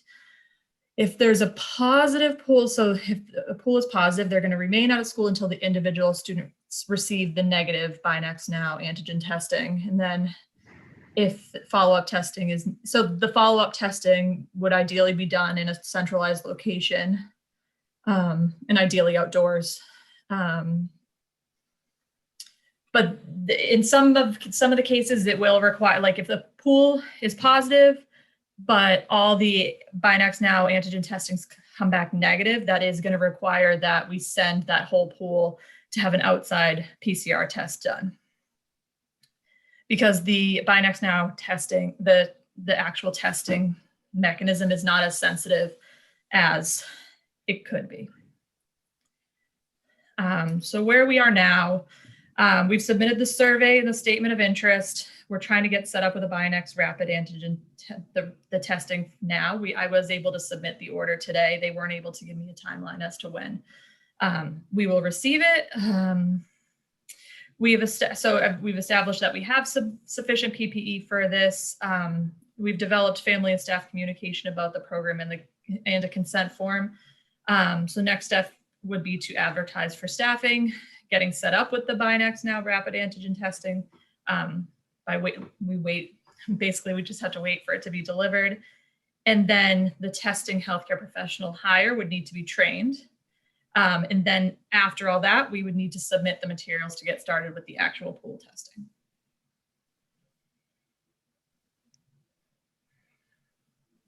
That's their presentation. All right, thank you very much. Okay, any questions? Emily? I just have a couple of questions. The first one is, if with all these next steps, what's the time frame to getting this all done? If we have to find a staff person to, do all the testing, and they're going to start on Monday, are we going to be able to do that? I don't know if you want to take that question, Dr. Bucky. Sure. Yeah. I don't think that it would be feasible for us to begin until after the February break. Okay. If the school committee tonight said, we want you to pursue pool testing, I did have one community person reach out to me who is a healthcare professional who said that she's home right now. None of our current nursing staff want to take this on because we offered it internally first, and then would hire a nurse as like a substitute for that person, but no internal staff wanted this. So realistically, we could do it for 5 weeks. Yes. Okay. For free. For free. Yeah. No, that's what I mean. I'm just talking about the pool, the free testing. So I remember when we first got the information about the testing, that they were going to provide the transportation of the test to the lab. Did that change, or did I read that wrong? So they're going to provide the stuff getting to us. We then have to either get it to them, put it in the mail. I don't know if I want to put it in the mail, but that's on us. We have to somehow get it to them. Yep. Okay, because I remember reading it as they would do both ways. Okay. I guess I just probably read that wrong. And then my other question is, how long do the pool testing, like when you get all the swabs, how long does it take to get to the results? 24 to 48 hours. So if the children or the students are tested Thursday, they would have to be out of school for sure on that Friday? So if they're tests, so we would break it, we would try to break it down by cohort. Okay. So Thursday, I would try to do cohort A. I guess when I said that, it actually made more sense to me that that's how that would work. And then how are each selection taken? So of the 10 to 25, is it one class does it? Or is it just like a random group of people? Like does that work? So I think the best way to do it to get the best results would be like a random number generate, have everyone who wants to do it on a list, random number generating, and pick like that, rather than it's like if it was that one classroom, it would kind of just be centralized, like isolated, rather than a picking from where we can, basically. Okay, so then unfortunately, individual people all over could potentially have to stay home. Yeah. Right, okay. All right, I think those are my questions. Thank you. Thank you for your presentation. That was really helpful. Yep. Just add though that the free is not really free because we have to hire staff for this, and there's also equipment, and then there's also disposal of materials that cost Marblehead Public Schools money. So Deanna, just following on from that, so we talked about having to hire one full-time nurse to facilitate, but I guess my question is that really enough, or are there other resources that we're going to need to really implement for 6 weeks? I'm sorry, I missed the last half of your question. I said, is the one additional staff member enough to implement this? When I look at it honestly, and I honestly look at the amount of work, I think it will be difficult for one person. I have to be honest about that. Depends on the pools we use. The pools can be between 10 and 25 students per time. And then there's a lot of time to do all those other pieces. One thing I noticed that might not have been in the presentation, and I could have missed it too, so I apologize if I'm making a mistake here, is this also, when anyone comes into a positive, has to be placed in the MAVEN system for the Board of Health, so that Massachusetts is aware of any positive cases that we were to find in pool testing. So that's a whole nother step that I didn't see added in the presentation. Even the negatives from the Binax Now testing would need to be placed into MAVEN. So it would be correct. 10 to 20. I'm sorry. I think positive is more important, but yes, you are Yeah, correct. yeah, no These would need to be put into the MAVEN system. Yes. That's a whole other thing this person would be doing in their job. Okay, so we heard from the community, in public comment, that there's a lot of willingness to help out. Is this actually an area where we could have community assistance for perhaps some of the data entry, if we have health professionals that could help on the testing and retesting days? Now, Megan has asked several times. She's asked Desi about the confidentiality piece, and I don't think she's gotten a straight answer. But Megan, I don't know, do you have any updates on that? No updates. I did reach out to them and tried to rephrase my question a number of times to them, and they really beat it around the bush in terms of if you could or could not use community volunteers. So the way that I read between the lines was that you couldn't. However, I could maybe try to nudge them a little bit more for a more direct answer, but I did try. Okay, so I guess really my question is, if we cannot use community volunteers to help with us, what's the true staff requirements in terms of budgetary implications? Well, neighboring Gloucester, I think, talked about 4 or 5 staff people being hired. Megan, do I have that number right? Yes. Mm-hmm. Do they do it for their full school community? They're doing it for they were starting their pilot program with the same that we're doing. So for the high school. So middle school and high school. Yep. Okay. Okay. And so, yep, go ahead. Just to follow on to that, sorry. I think you're muted. Just since we're comparing ourselves to Gloucester, I think we need to be a little careful. We don't know how many nurses Gloucester has on their staff compared to what we have, or do we? Okay. And the number of students I could probably find it out for you. Yeah, the number of students that are being tested versus the number of students that we need to test might be more than Gloucester too. Yep. I'm not 100% sure. Right. No, I agree. One of the other things you mentioned or someone mentioned, was about getting the swabs or the pools to the actual labs. Where are the labs located? Is that something we have to drive to? Like, what are we talking about there? It would be a drive. So it depends on the vendor that we're paired with. There's 3 vendors. One is one's, I believe, in Cambridge. I think they're mostly located within the city, within Boston. Okay. And I think you may have talked about this, but maybe I just missed it. So it's 10 to 25 members in the pod or the pool. How many pools do we do? Is it just one pool per week? Is it Correct. the same pool? Is it the same pool membership every week?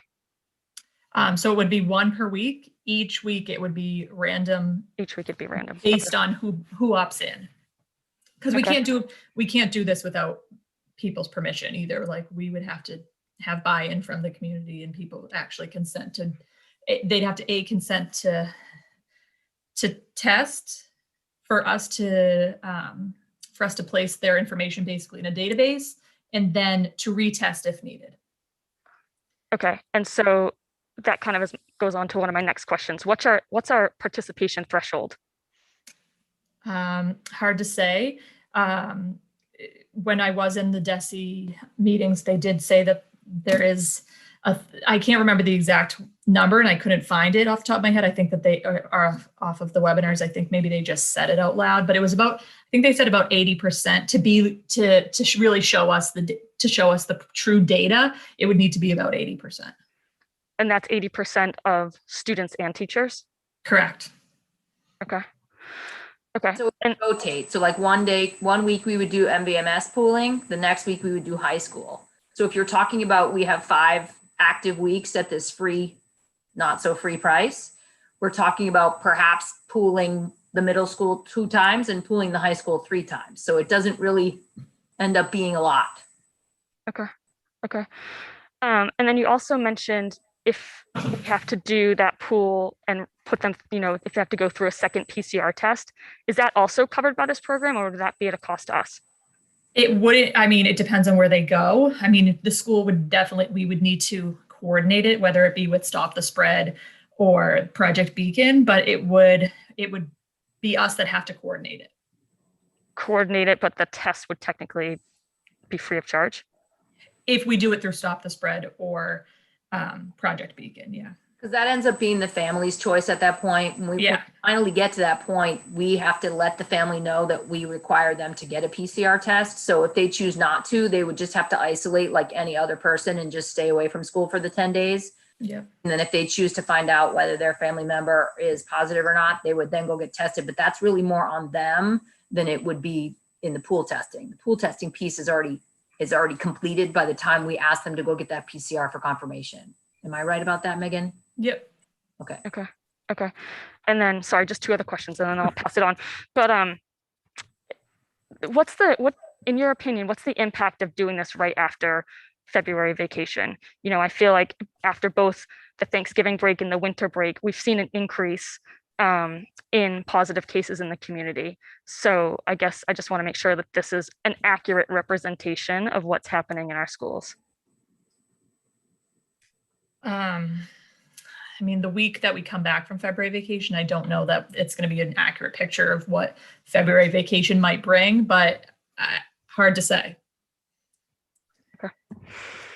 And I guess just the only other thing I would ask if we do decide to move forward with this is that we limit any kind of pullouts from actual class time. So if we could schedule it on the way in or on the way out, so we're not impacting the amount of time that students are in their physical classes. Of course, that was the idea. I figured that. I figured them to do it after school. Yeah. Okay. But again, it has to be all consensual families that are consenting that their children can be involved. Yes. Right. And or staff people have consented they'll be involved. Yeah.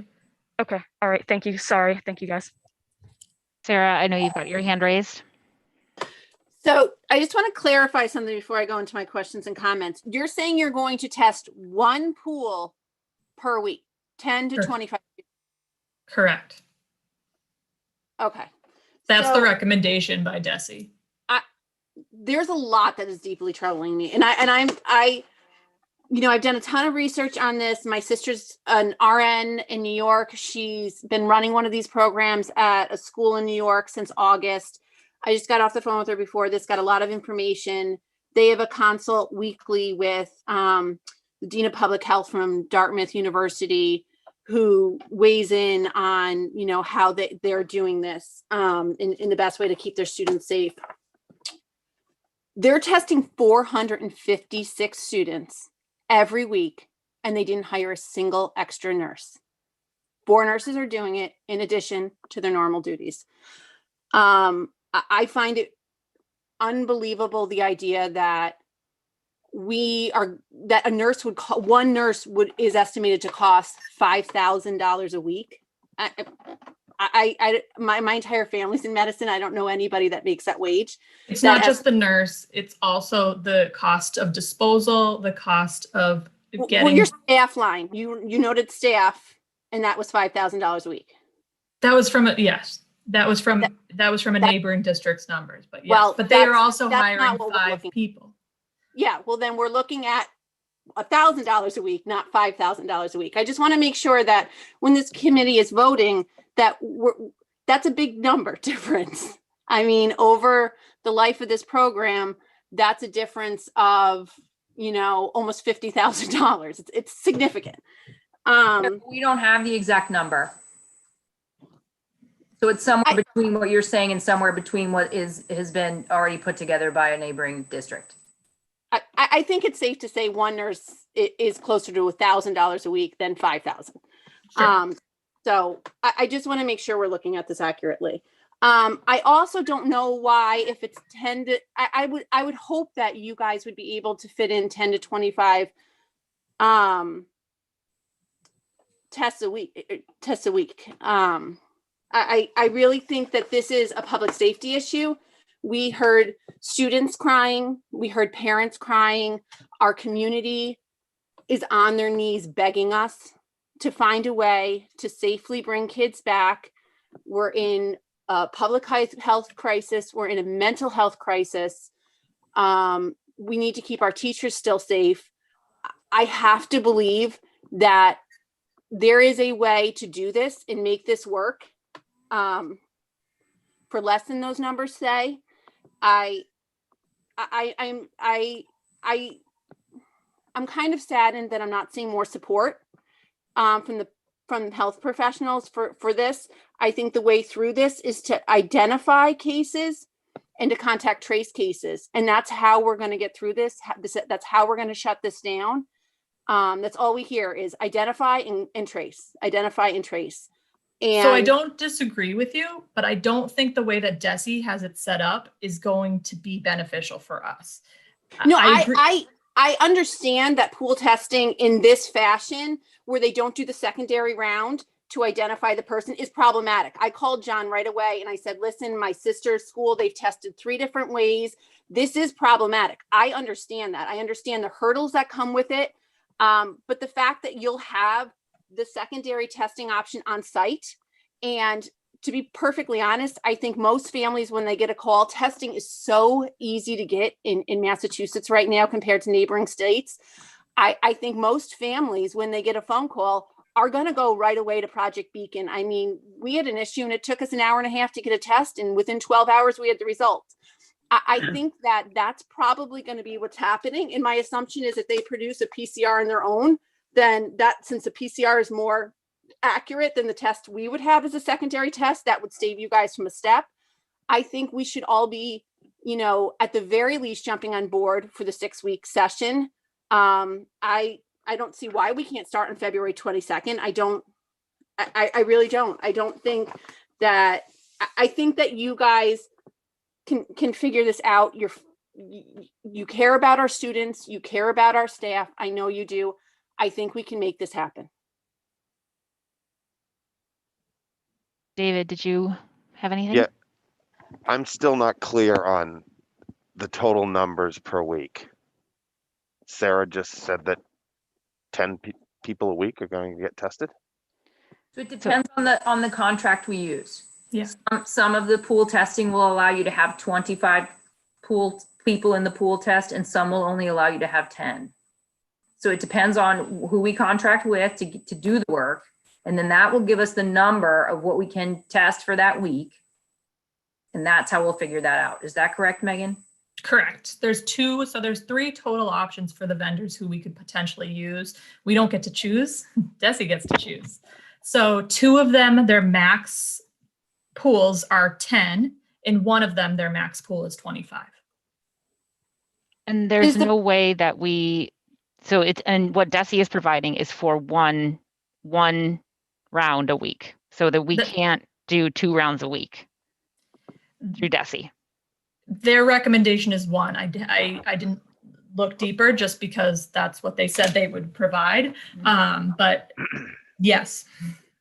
But can we push back So and ask can I them fit- how many rounds we can do? Sure. David? Can I still follow through with this thought process? I've read the FAQs, and I guess I'm missing what was described in the FAQs, that it's estimated to be $50 a pool.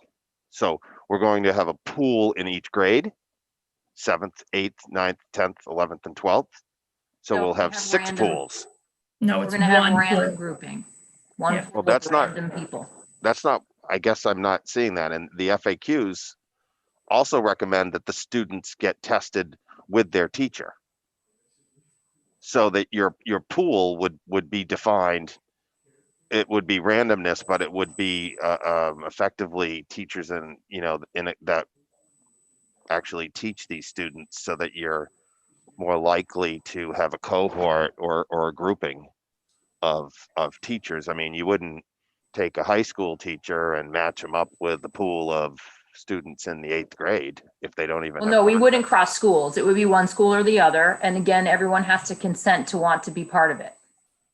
So what I'm hearing is if they were at the middle school and it was 8th grade cohort A, then on the black team, that would be the pool. They'd pull 10 or 25 if we're lucky, plus a teacher or with a teacher from the black team. Or maybe more than one faculty member. Yeah. Yeah. Yep. And it's not just teachers, they want the same people who are custodians. mixing. Yeah. They want custodians, they want bus drivers, they want admin, they want guidance, they want everybody. They don't want to limit it to just teachers. They want everybody to be part of this. Anybody who consents to be part. Okay. Through the chair. Yep. Go ahead, Dr. Bucky. I just think an important piece in this is the participation, because Yes. some districts have not been able to get a threshold of participants. So the next step, I think, for us, if we would like to continue pursuing it, is to put it out to families and staff, how many people are interested in participating. I know a neighboring district was very excited about this and got below 40% of people that were willing to consent, because you have to have their consent for the testing and for the Buy Next Now testing. So we would be doing 2 consents. We can do anything. I'm fully supportive if that's the direction we want to go, but I want us to have all of the information. Yeah, we've had this conversation for a couple of the reopening meetings at this point. So, and I've kind of changed my tune around it. I guess I start from a place of frustration, because I personally think that this, and I don't even know how wisely I want to choose my words. I personally think that this is the bottom of the barrel testing that we ever could have been given. And that makes me irate. We have begged the state as school districts from the beginning of the summer for any kind of help. And then this is what they throw at us with testing. And, to test, we have a small district. And so we're testing, 10 kids a week. Like, that's insanity to me. Even if they covered every single dime of it for that first 6 weeks. So I start at a place of extreme frustration here. I don't know how, to me, this is sort of not dissimilar to what they did with our reopening stuff, and sort of saying that they're going to help us, and then like, oh, actually, you guys can do it on your own. And it time after time. And then we end up holding the bag and looking like, now we're in this spot where it is incredibly difficult to sit here and talk about turning down testing. And I quite frankly don't know how we do that. But it's also such a tax on our system. And it just infuriates me that this is where we're at.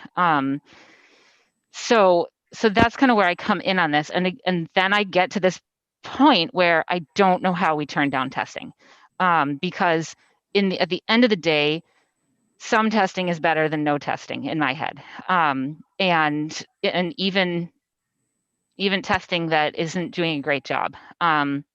Because we could, particularly from a community perspective, and I sort of started here kind of in the weeds with just school. And then I have a friend who is a doctor, and I often use her as a sounding board, and she kind of pulled me out. She'll do this from time to time when I get too focused on just the schools.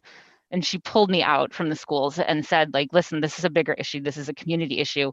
And you kind of have to start to think of it in that way. So, and then there's frustration that I don't see a lot of support on the community side of things. And I know that that we're all super taxed. Every department in this town is super taxed.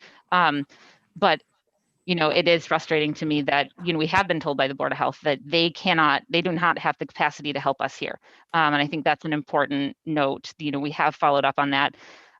We've had multiple conversations and they just can't. They're inundated with their own contact tracing as well as the vaccine piece, and they just can't take us on with this.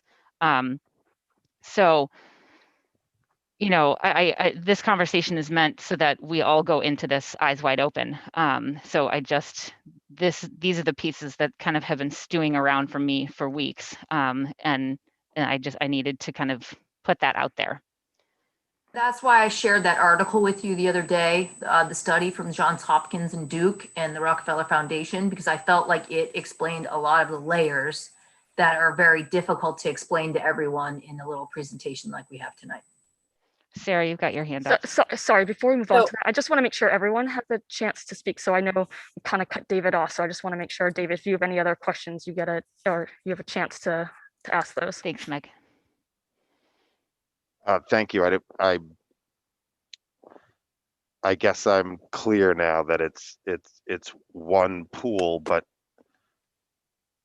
the presentation also talked about doing cohort A and cohort B, and there would be a test on Thursday and there would be a test on Friday. So that's two pools. It would oscillate between weeks. Yeah, I didn't mean for it to say it's going to be two pools. I meant like the vision is to do it for cohort A on Thursday, to do it for cohort B on Friday. I'm sorry if that wasn't clear. So when cohort A is being tested, Separate they would be weeks. tested on Thursday. When cohort B is being tested, they would be tested on their Friday in person. Yep. Okay. Thanks, Sarah. Well, if and to your point, that I think the bottom of the barrel seems to be the number, if that's the number, because I'm just sort of, it's not how I understood it, so it's good to get this clarified. But it's also I have a personal example where my wife's school gets 600 students tested a week in Boston, and they do it in about 4 hours. Exactly. So I have the similar experience, David. I wonder if we misunderstood this entire program.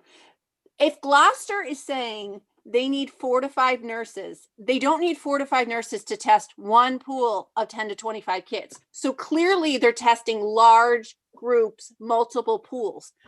That it wouldn't be that Gloucester got one set of rules and Marblehead got another. And David read it and I read it, the average price, like none of this fits together, to be perfectly honest. Like Gloucester's not hiring, no school district is hiring 5 RNs to test 10 to 25 kids a week. They're testing multiple pools. They have to be.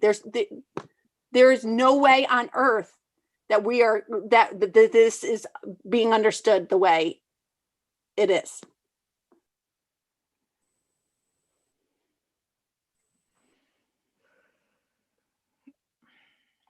So I think it's clear that we need to gather a bit more information, starting with our community who would be interested in it. Because that I listened into one of the earlier webinars. I think actually I listened to it as a recorded version. And so I also remember that 80% threshold. So to me, that seems like kind of where it's at. So, I don't know if somebody wants to help me with a motion, or if we just want to keep kind of talking this through a little bit before we make a motion. We've got 2 budget workshops next week, so we are meeting. So we could sort of, carve a smidgen of time out for this. We also have the ability to meet over February vacation if needed.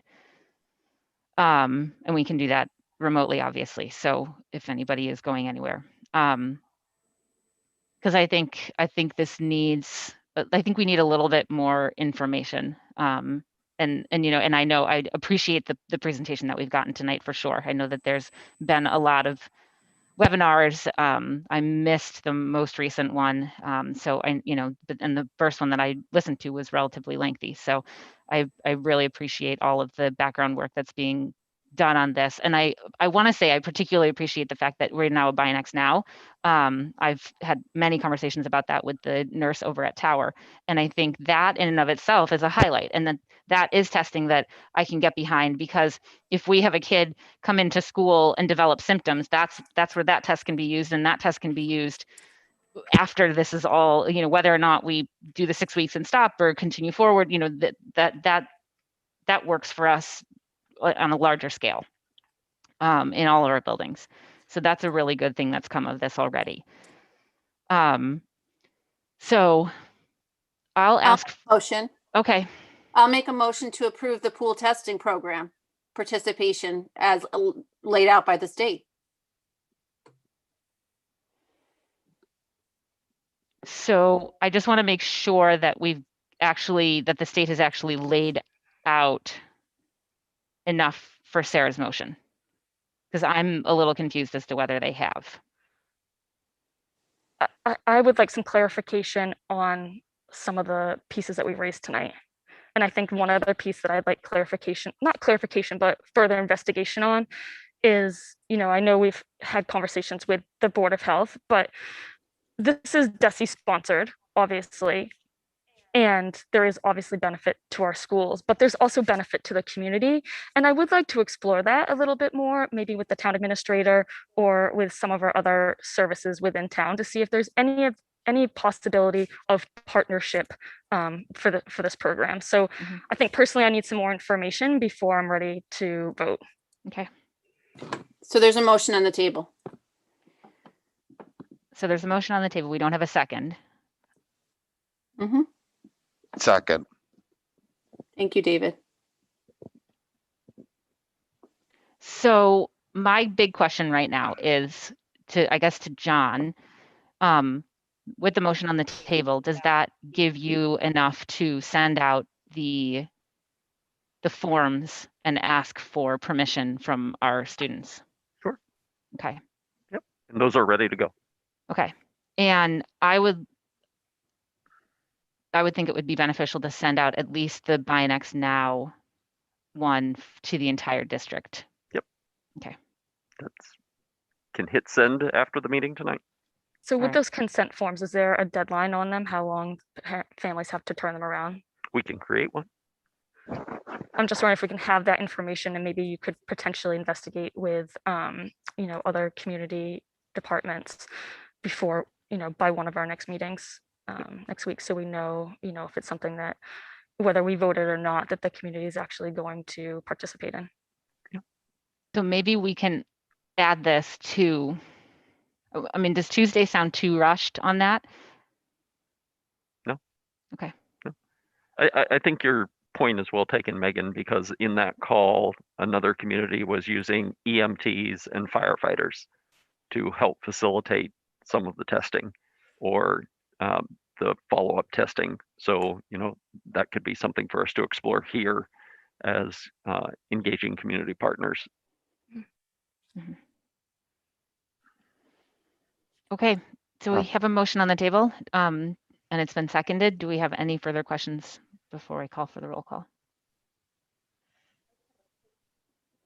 Yep. I'm looking at the FAQs on DESE, and it says 5 to 10 people in the pool, tests per pool. One pool is what they're recommending from what I'm reading. Mm-hmm. So that's just because I know we want clarification on that. Sorry, say that again. Yeah. The pool size should not be lower than 5, while most vendors will cap at 10. And right, and there's a vendor, as the nurse has mentioned, there's 3 vendors right now. Right, Depending so one on will go up to 25. right, if we get that, there's one Right. vendor out of 3 that will allow 25. Right. But still just one pool. That's what this looks like. It doesn't actually say. Right, it doesn't. So you're right. I think we should clarify that for sure. And we're not sure if that would be a lottery or dependent on the size of your town. We don't have right. Okay. There's also other factors, obviously. Right. Yep. Yeah. All right. Sarah Gold, yes. Megan Taylor. Yes. David Harris. Yes. Emily Barron. Yes. And Sarah Fox. Yes, I'm Okay. proud we adopted a pool testing policy. And we will make sure that that is on our agenda for Tuesday. I'll probably like to place it at the beginning.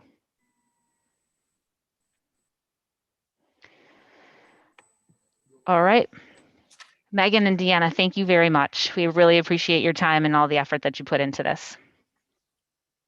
Thank you. I think that's an important thing to note. Our nurses have worked so hard and have put in extra effort.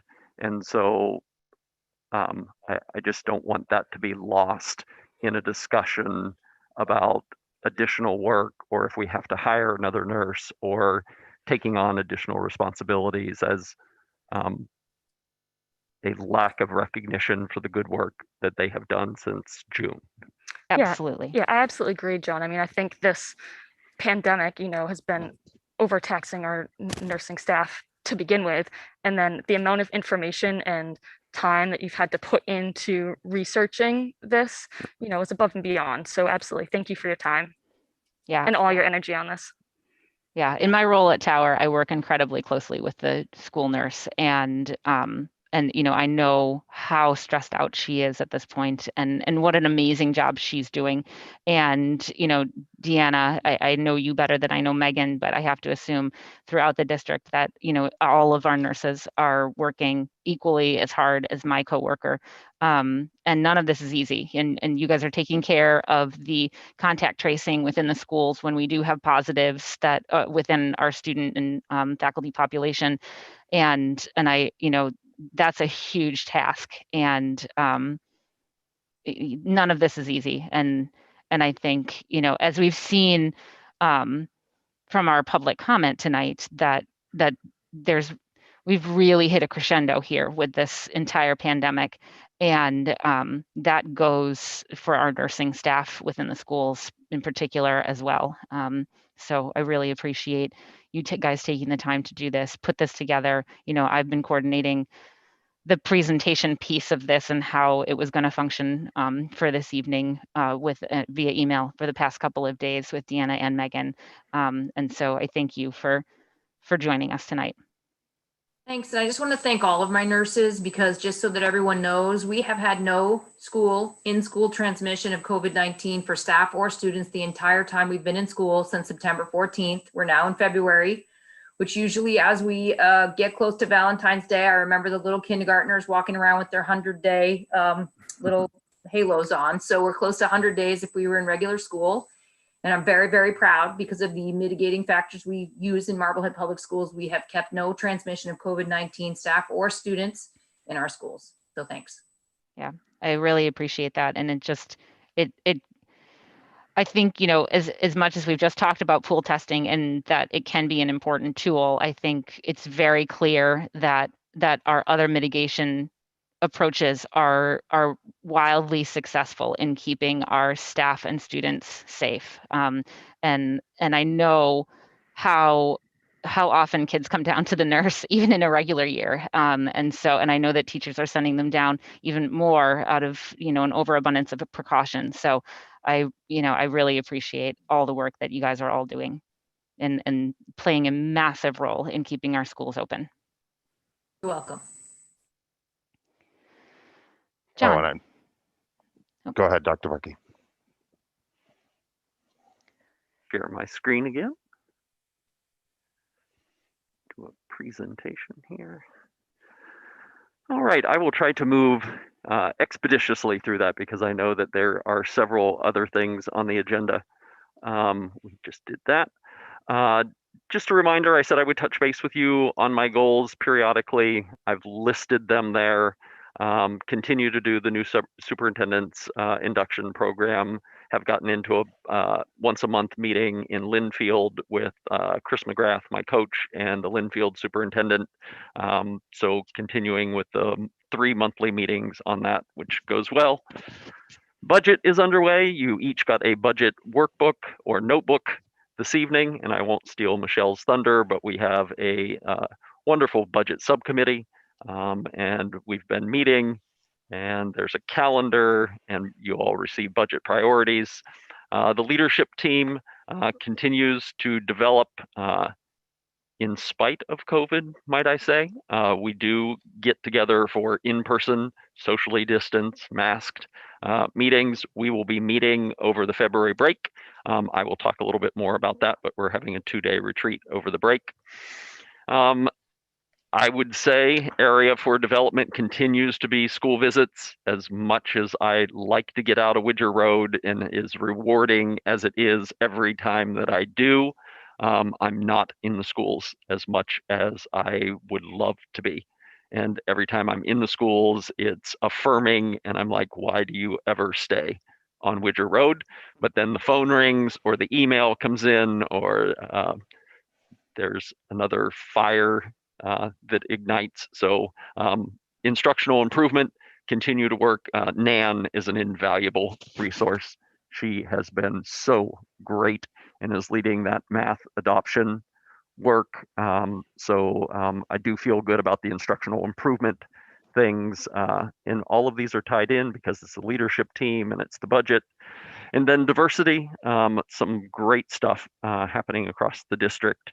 I was so glad that Henry Turner spoke tonight. He is such a valued colleague of mine. He was on the State Principals Association when I was the president, and he is so articulate and so thoughtful and such a resource across the Commonwealth. So the fact that he is a header and part of our community and somebody that I can reach out to, particularly when we have a diversity goal. So I wanted to give a nod to Henry Turner in my work on those goals.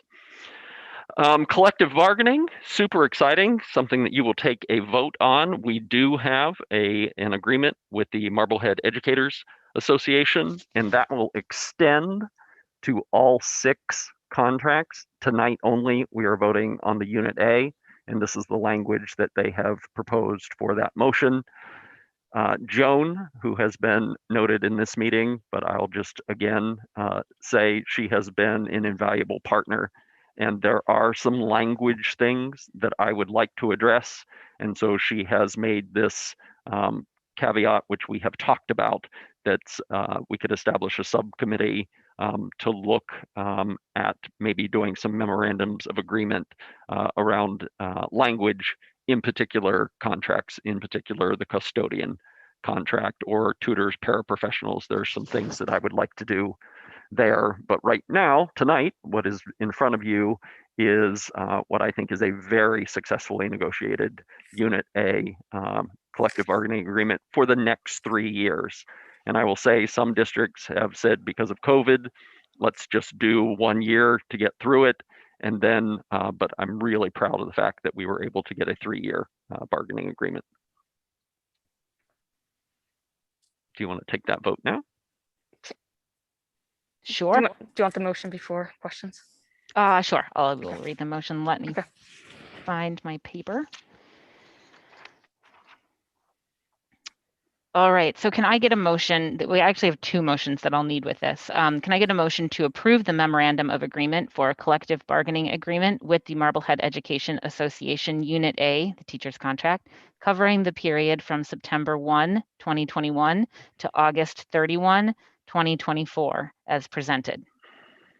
So moved. Megan moved. Second. Emily second. All right, Megan, did you have a question or a comment? My question is around the subcommittee piece. So is that the second vote? That's the second, okay, yes. So I'll wait. My question was pertaining to that. Sarah Fox, I actually don't have you on my screen right now. So if you have any questions. Yeah. So I just want to confirm, because I didn't see in the Dropbox the actual. So is this agreement? usual and customary? Will we make the terms of the memorandum of agreement available to the press and others? Mm-hmm. Yes. Okay. Okay. So I just want to Well, confirm before I I'd vote like to that just I know. say that I want to thank everybody who's been involved in this. I mean, this is, I think I came in on the first year of, this might be the 3rd contract since I've been on the committee, and years of being on the finance committee. And I want to recognize the work that was done here and the agreement that was able to be reached with the Marblehead Education Association. And I think it's just will support the initiatives that we need to fund in this town. I think it is something that recognizes as well the commitment that the district has made to its staff here, throughout the last year, and that we'll be able to continue that. Certainly, along with these agreements come other benefits that are provided to our employees, but I just think this is really a good agreement that is fiscally responsible for the town. And I want to thank everybody who was involved for being able to reach a 3-year agreement in a pandemic and keep us moving forward so that we can do just that, continue to focus on delivering education and not having to be going further down the road and dealing with collective bargaining agreements. So thank you to everybody for getting us to this point. Yeah, I completely agree, David. Well said. Okay, I just want to go back to what I was saying. I want to confirm I know what we're voting on. I know we talked about certain things in executive session, but I actually thought we'd see a redlined version of the previous contract and any changes. So I want to make sure I know what I'm voting on. My understanding is there's no language change whatsoever outlined in anybody's roles, responsibilities, commitments, anything of the sort, that the only change is outlining the pay increase, which will become 5% over a period of 3 years. That is correct. Okay, so nothing else. Nothing else. Okay, all right. I just wanted to make sure because I hadn't seen anything. All right, we have a motion and it's seconded.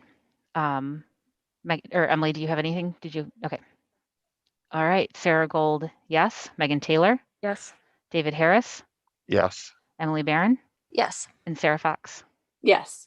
Okay, that carries 5-0. So now there, as we had discussed previously as well, I need a second motion because there is going to be a little bit of work behind the scenes still. I need a motion to approve the establishment of subcommittees to investigate and report out findings or recommendations to the parties for consideration and negotiation regarding language changes. So moved. Megan moved. Second. Emily second. Megan.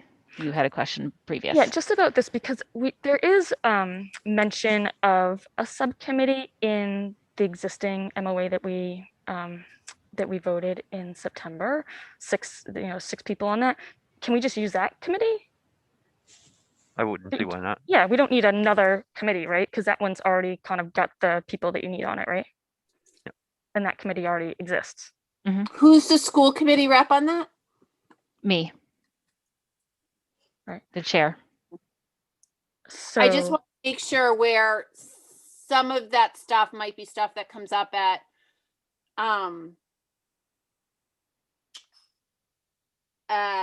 reopening, for instance, when you talk about possibly changing distancing and stuff like that, that we're not in,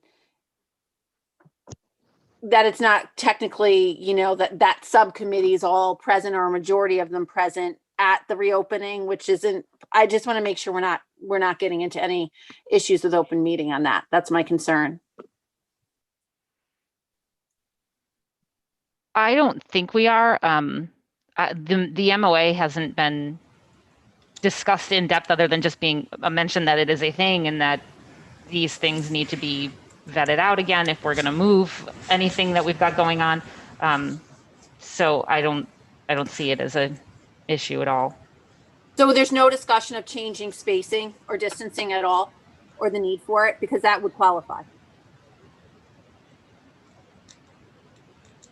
Are we talking about the contract piece? Where there's Yes. going to be a committee to review some language?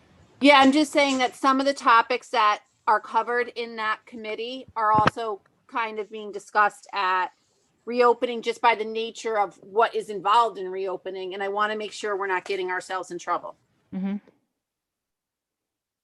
So noted. Yeah. That's why I wondered if it should be someone that's not on the like if the school committee rep should be someone that's not on the reopening committee. So that fixes that. Can we just check that first? Yeah.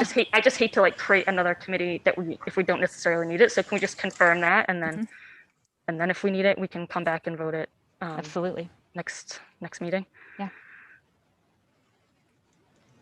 So then what do we do with this motion? Do we just we drop can it? pass it. We can pass it because we're just going to name the person, clarify the name of the person who will be on the subcommittee at a later date. So it will establish the subcommittee officially that we need one, and then we can go back and. So is that committee not already established? Because like it's already referenced in that MOA, and the membership is in that MOA. I would This just potentially suggest has been that if possible. there is a Sorry, Sarah, I can't hear subcommittee, John.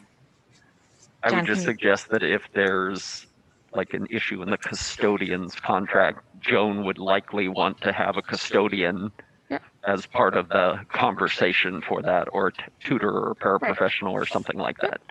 So maybe we need to reach out to Liz Valerio and clarify what the subcommittee, it says subcommittees, so we may be talking about multiple. Yep. Okay. But I still think we can pass this motion.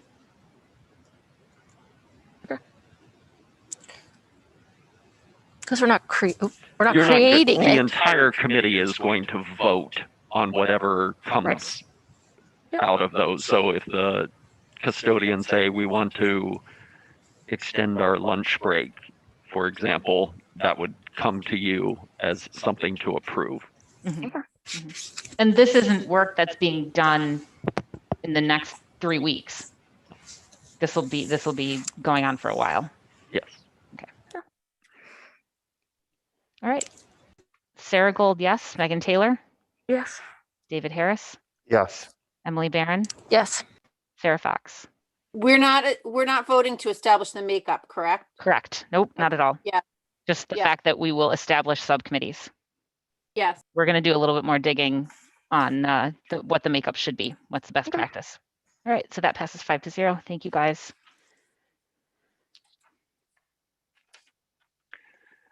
Okay, the next thing is am I still on? Yep. Annual town report. I am proposing to revise what we submit as the annual town report.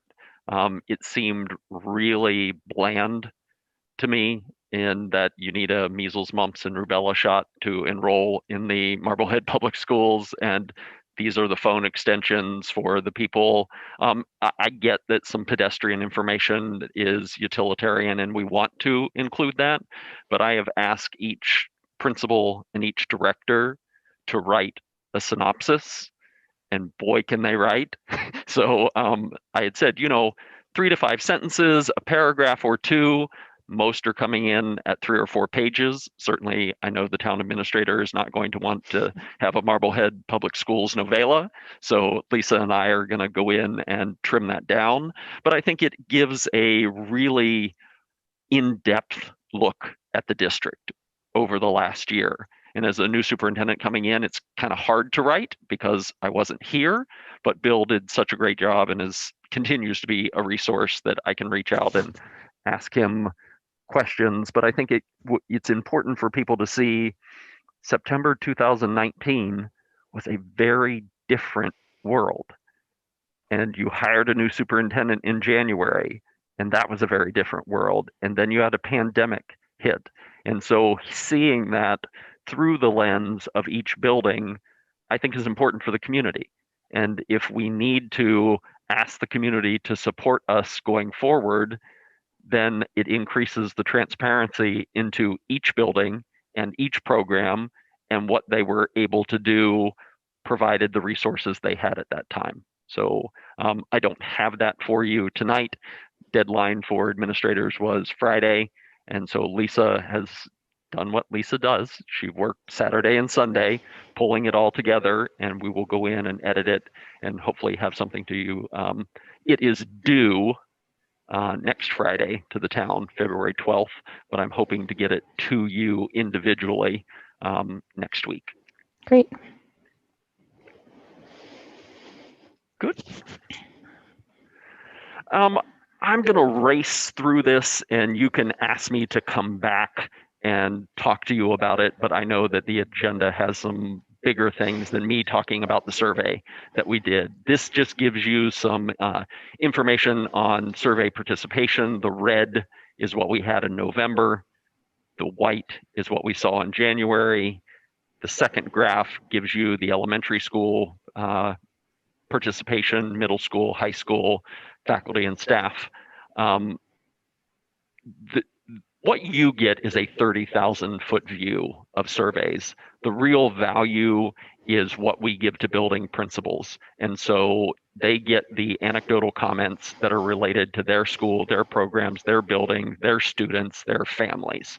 And so when I present to school committee, you're getting a very global view of the information, and you don't know, well, is that 2 high school parents that are saying that, or is that 40 middle school parents saying that? The principals get that level of granularity in the surveys. Just some areas of strength. Pacing is on track, and I'll have a slide coming up that says a little bit more about that.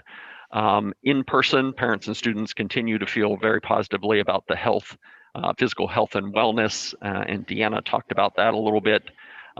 Families feel that they have sufficient information to make their learning model decision, and I'm going to talk about learning models here in a minute. But anytime you see close to 90, 85% of people feeling that they have the information they need to make a decision, that's positive. And then people are pleased with the communications that we have done. Social emotional concerns across the board. And that does not surprise you based on what you heard at the opening of the meeting tonight. And I will be talking about plans to address that when I move through this. Teachers still reporting that they are feeling very stressed. And the balance in the work life. Remote students feel that the workload is too heavy. That was resounding, and I have a slide on that coming up. And as time wears on, fatigue increases. And I think you heard that in public comment tonight. This is a little bit about the remote students, and this is concerning that these are students reporting out that nobody feels that the workload is too light, but many people feel that it's too heavy or much too heavy.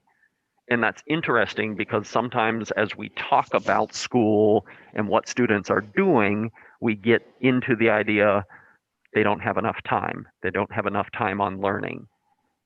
What they don't have enough time is direct instruction with a teacher. And I'm going to talk about that a little bit later. But I think that this should get our attention, and it has my attention. And again, this breaks out the information where people feel that they have enough to make an informed learning model decision. Interestingly, back in November, when you asked teachers about pacing, less than a third reported they felt like they were on pace with the information. January survey, over half.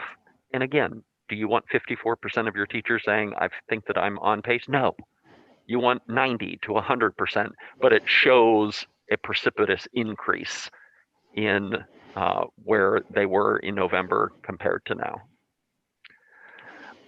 This is what I want to speak about. Is a question on the survey is what would make you leave the hybrid learning model?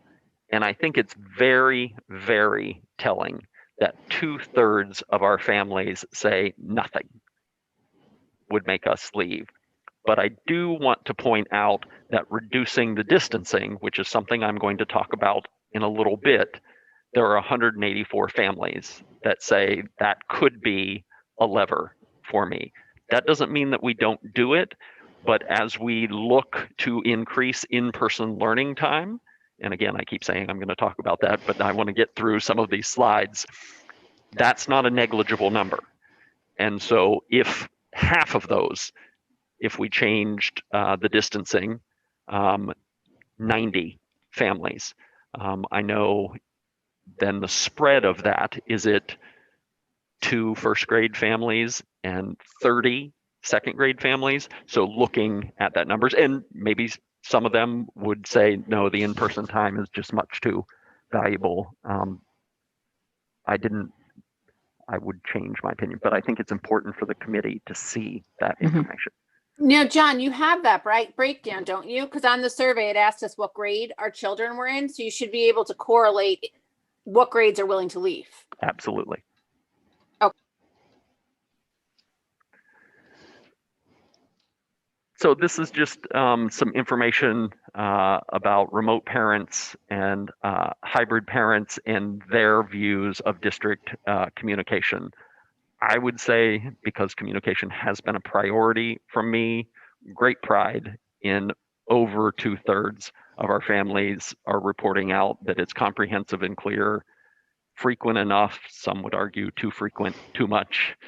The level of detail, again, some would argue, get to the point, enough of the superfluous is a word that I hear, information, the breadth of topics, and then the sufficient context. And again, there are certainly areas for improvement in there.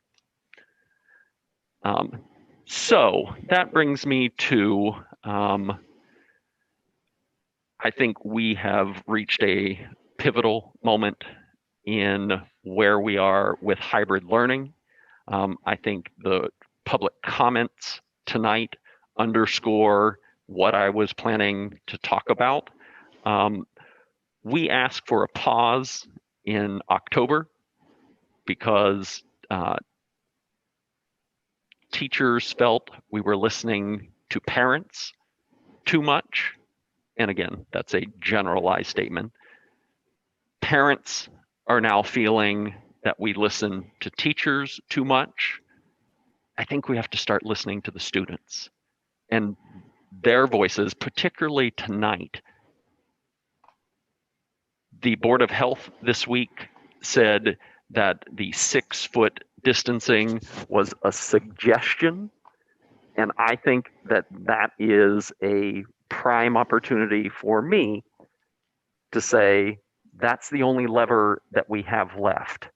So we have not been sitting on our hands since October.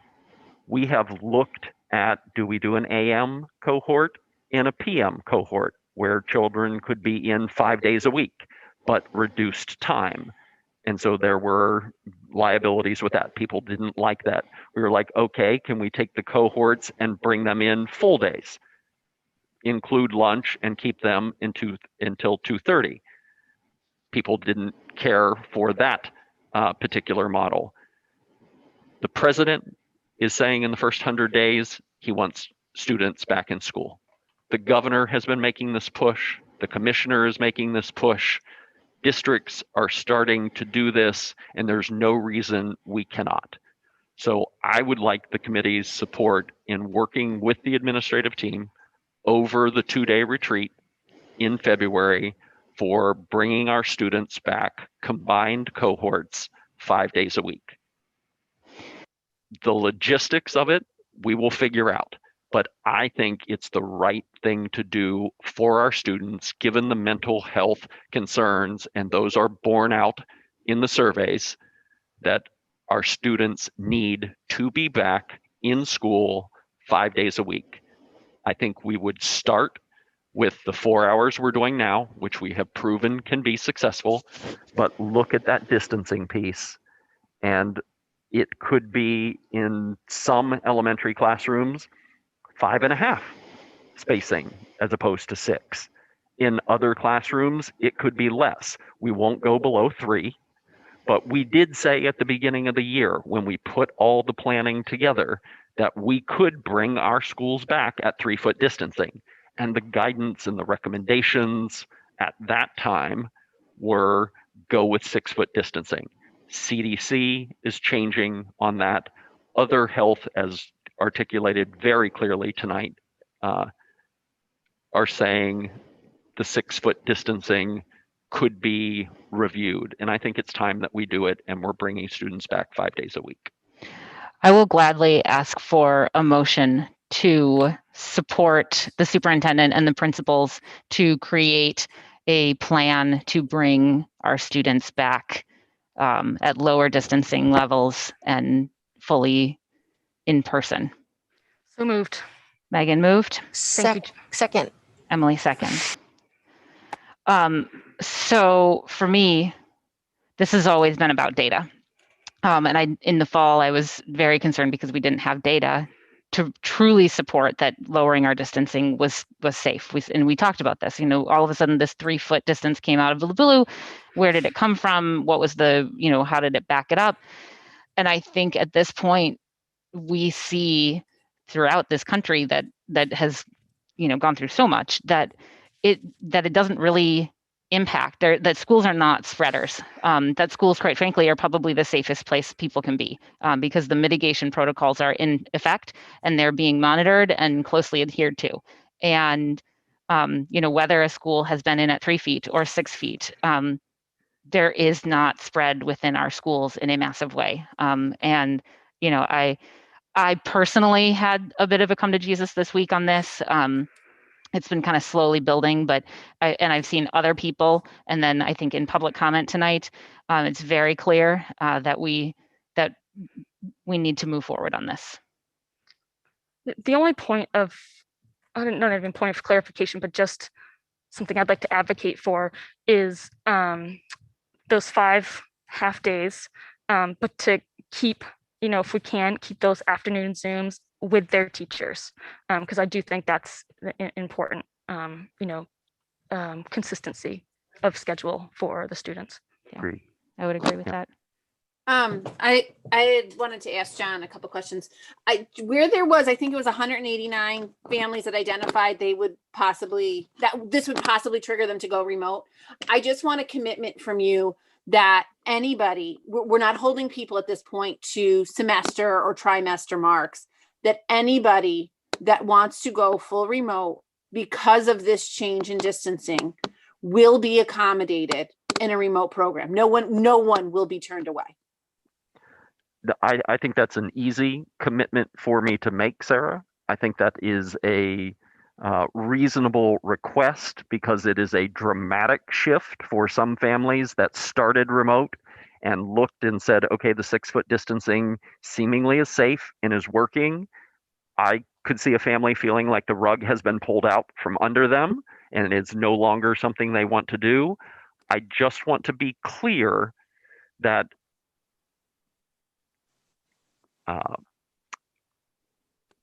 depending on where numbers land, teachers might change.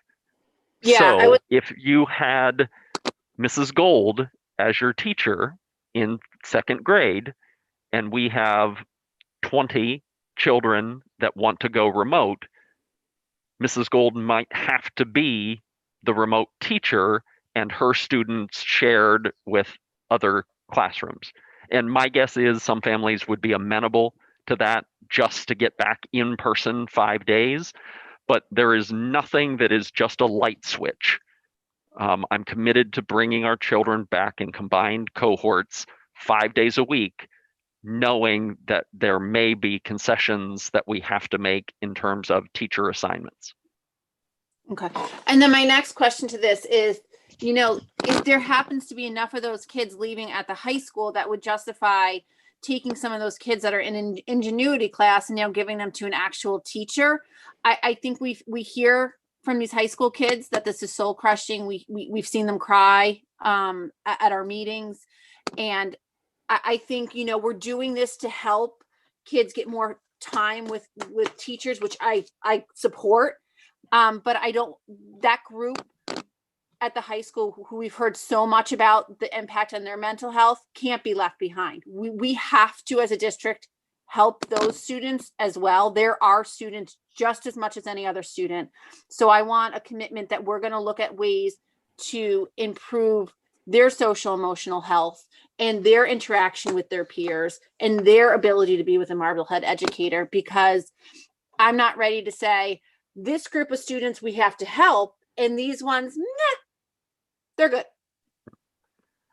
I think, to be fair, Sarah, that's not at all what I was suggesting. It's not, but we have to help those students. We're doing right by a large group with this vote, but I want to do right by everybody. As do I. So I think this is where we are so lucky to have Dan Bauer as the high school principal, because there's no one with a bigger heart who cares more and will do whatever he can. So I don't want to make a commitment to what Dan will do, but I know that he will not leave the remote learners behind. I also think it's worthwhile to say, from my position, not on school committee, but within the community, that I don't want anybody going into this thinking that this is going to be a home run, that that everything is going to get so much better. I do think it's going to increase connections. I think it's the best thing to be done right now. It's something that we can do, quite frankly, that will have positive benefit. I think where we are at, what we are seeing with our students and with our teachers and with ourselves is deeper than school being, half days, 2.5 days a week. And so I just feel like we need to be clear about that too, because again, we talk about a mental health crisis. School's not going to fix that. And that's going to be around longer than COVID is, much longer than COVID is. So that's another piece that's been weighing very heavily on me this week. So I need to put that out. And thank you for saying that, because I think the main piece, education, we're here to educate students, but I think what we're hearing from people is these kids need the social interaction. They need to see their peers, their teachers every day. And this is a desperate need. And you know what? The kids aren't just suffering, their parents are suffering, which then is this huge, avalanche between in the whole family setup. But that's why I want to say, like, we have to find some way to give those remote kids that human connection too, because it is so important right now. Yeah, and I think that's why I piggybacked on your comment right there, Sarah, is because this is bigger. It's bigger than school. It's, we cannot, unfortunately, just broadly let our kids start functioning as they were a year ago today. And until we can do that, we're going to have to continue to be creative, because we do have the ability and the time with the kids as a school system, but so that we can continue to try to meet needs in more and more creative ways. But and I think that's, to your point, Sarah, why we're seeing such negative impacts with our adolescent population who are fully remote, is because that is so wrong for what those kids' developmental needs are.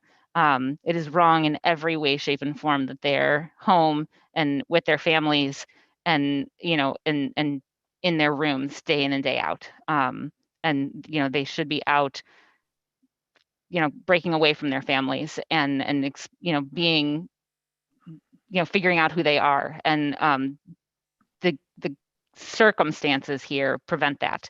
And so, yeah, I don't have any solutions on that. I don't think there are, but I just needed to say it.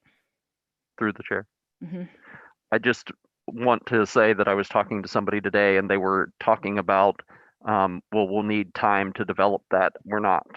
This is an immediate need. Mm-hmm. And I know people question, well, why do you always start with the youngest? I think Nan could articulate the literacy gaps, but it's harder at the middle school, high school. So I'm looking at this starting with our earliest grades as soon as possible. Again, the administrative team's meeting over February vacation. I'm hoping that the rollout will be soon thereafter. We're not going to take 6 weeks to figure this out. And we're not going to phase in 3-week periods. I'm wanting to get the distancing down, be able to share out to families what that's going to be so that they can make educated decisions. But those who want to be back in person, regardless of the distancing, and you saw on that survey, 2/3 of our families are saying there is nothing that would make me leave the hybrid, even with the distancing being put out as a specific example. So I have great faith in Matt Fox and Dan Bauer. but it is more complicated at the high school with children moving, going to different classrooms with different cohorts, and those teachers also, understandably, their needs need to be attended to as well. Not that we can't do it, but it is a little easier pre-K to 6 to get this off the ground.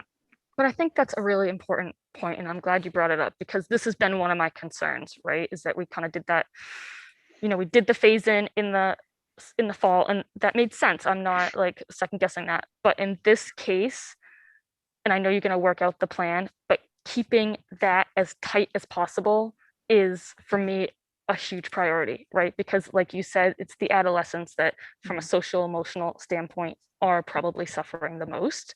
So we've got to like tighten up that timeline as much as practically possible. You have a commitment from me to do that. Thank you. And Sarah, I know we try not to merge the public and private too much, but I've heard nothing but good things about the bucket system over at Tower. And I wonder, especially with those younger kids, and we're reducing spacing, but we want to make our teachers feel safe too. If we want to kind of talk, not right now, but look into that a little more, because from what I hear, it's working really, really well. It's a phenomenal system. I actually had worked a little bit with Emily and Melissa Kaplovich offline this past fall when I kind of watched it roll out at Tower and how great it was. So Melissa's actually been on my list of people that I need to text and say like, hey, move this forward. Like, let's get the PTOs on this.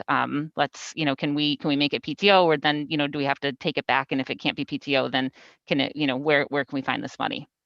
Well, not for nothing, we just heard a ton of parents say, how can we help? I think we put a link up there and you'll have the money by Sunday. I mean, we're buying, all we're looking for is those big Home Depot buckets, and the kids carry their supplies and they use them as a seat and their lunch pail and everything. Yeah, Emily, you did some work on this. So I have an update that 3rd grade had 2 pilot programs of buckets. Ace Hardware has now donated buckets for the other 3.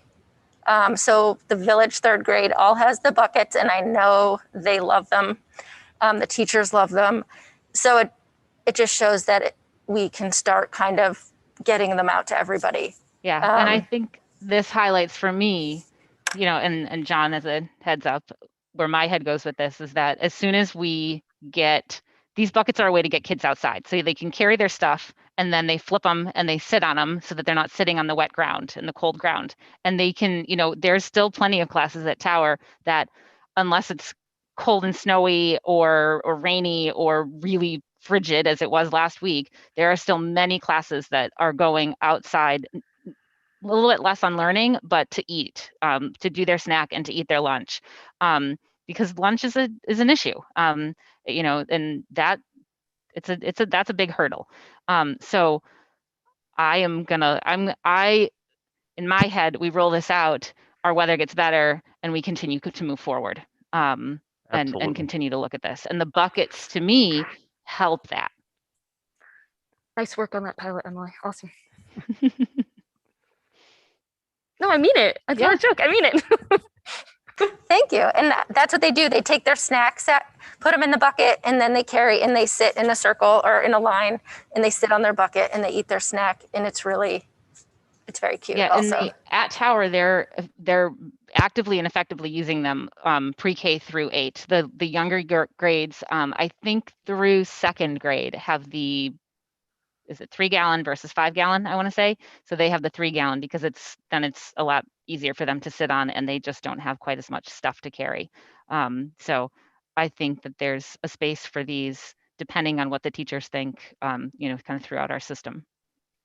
Sarah, can you get some pictures next week and get them to John? Because I just driving by it, it's like, okay, that looks like a good idea. Yep. So I will just say thank you. Sarah shared a YouTube video with me last night that has been tugging on me, and to hear students tonight, this is the right step. So thank you. Well, I think it's thank you for making it. Yep.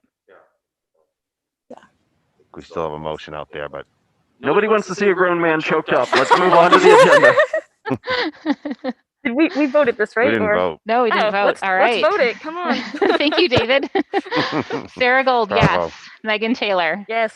David Harris. Yes, thank Emily you. Barron. Yes. Yes. And Sarah Fox. Yes, I just want to clarify, this is going to take a vote of the union to Yes. happen. Yes. I am very remiss in not saying that.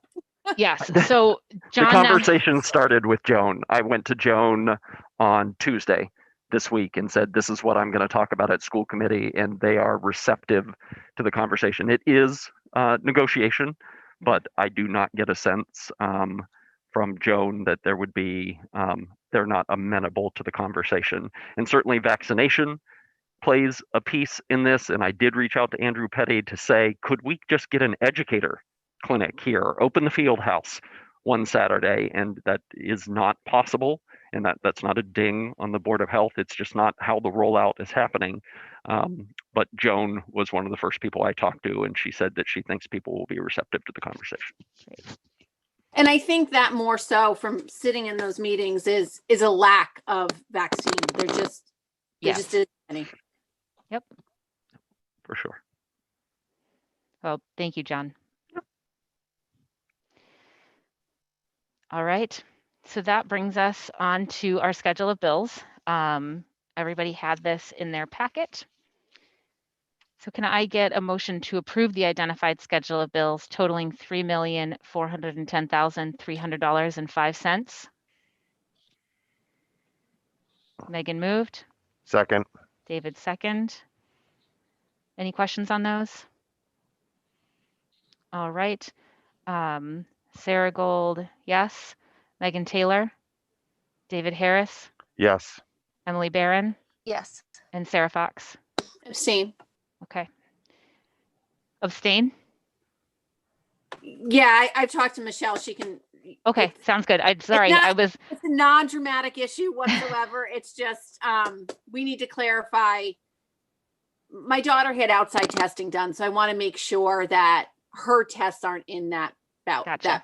Gotcha. Sorry, it took me, I was kind of in autopilot there. So, all right.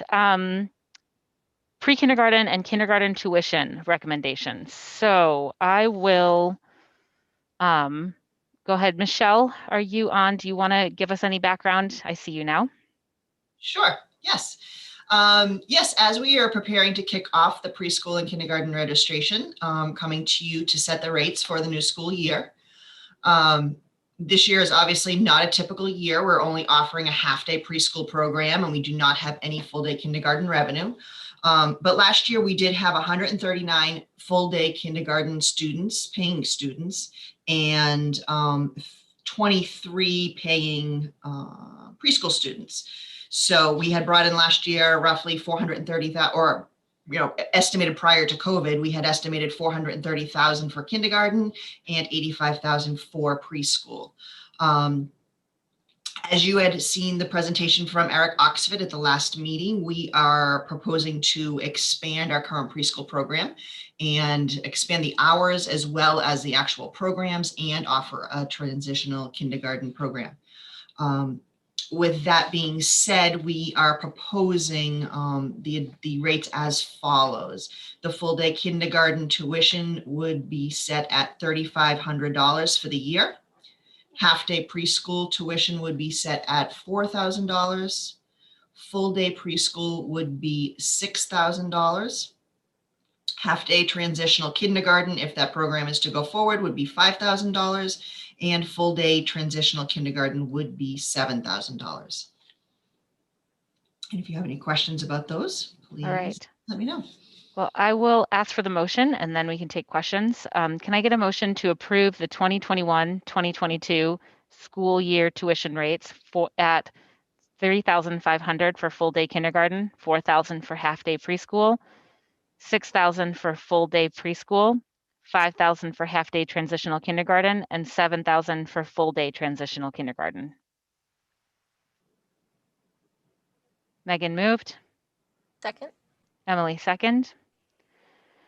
All right, any questions within any of this? Do you want to turn your mic on?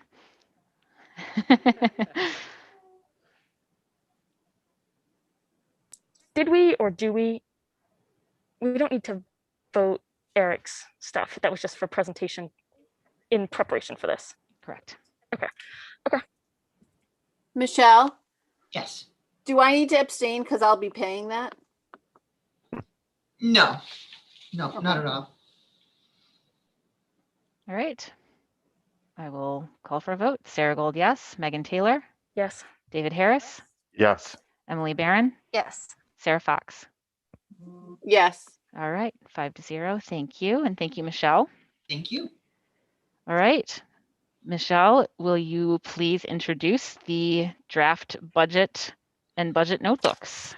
Yes, so all of you should by now have your draft budget notebooks that literally are hot off the printer about 4 o'clock today. They have a similar setup and feel as they were last year, presented to you for that first time in that format. There is some additional information in those binders. That's why they're actually bigger. We originally planned a same size binder, and then we found that was way too much paper for them. So hopefully next year we're actually going to look towards an electronic version, but we would also have paper available for those of you that do not prefer electronic version. I'm personally a paper person, but I've used electronic budgets and it's a great thing. So that's something we will look forward to for next year.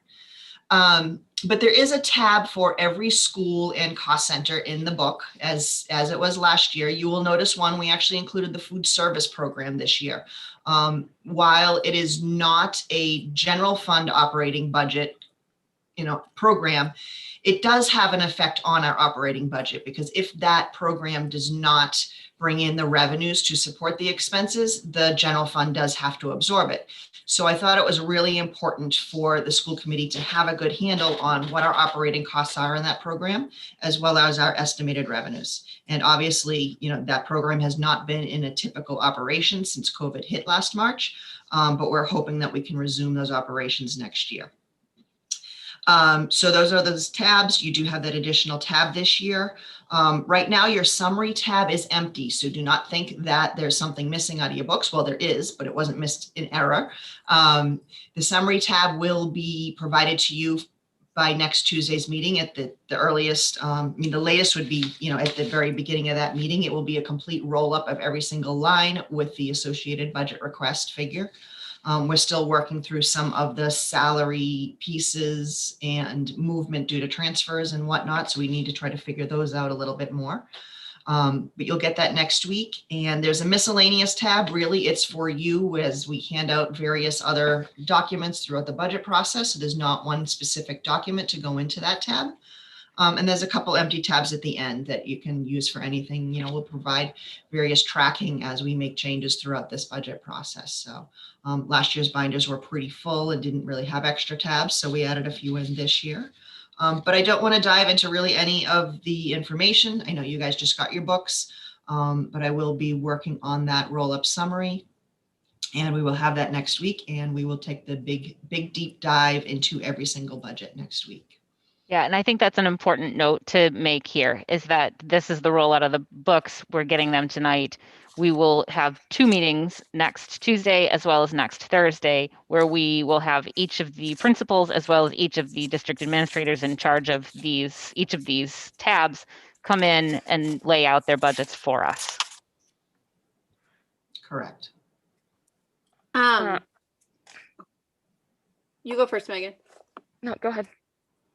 I had a couple questions, and I think you may have answered this about that tab for the summary, but will there be a tracking sheet similar to what we had last year that kind of tracks as we go along in relationship to, I call it the town number, but I think you know what I mean, like what they're budgeting for us versus where we are and whether we're where we are to the delta on that? Right. Well, we will definitely have a tracking sheet. Right now, we do not have a town number. There is no one set town number per se. There's a lot of different issues.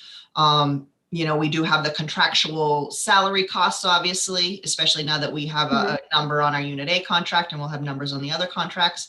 But really, there's some other items that really need to be included in that town number without go into too much discussion. For example, the prepaid tuitions that we paid last year, while that was not part of our bottom line budget for FY21, that's a recurring cost to us. So that really needs to be part of our base budget. It's really not an increase, even though it will be an increase to our budget.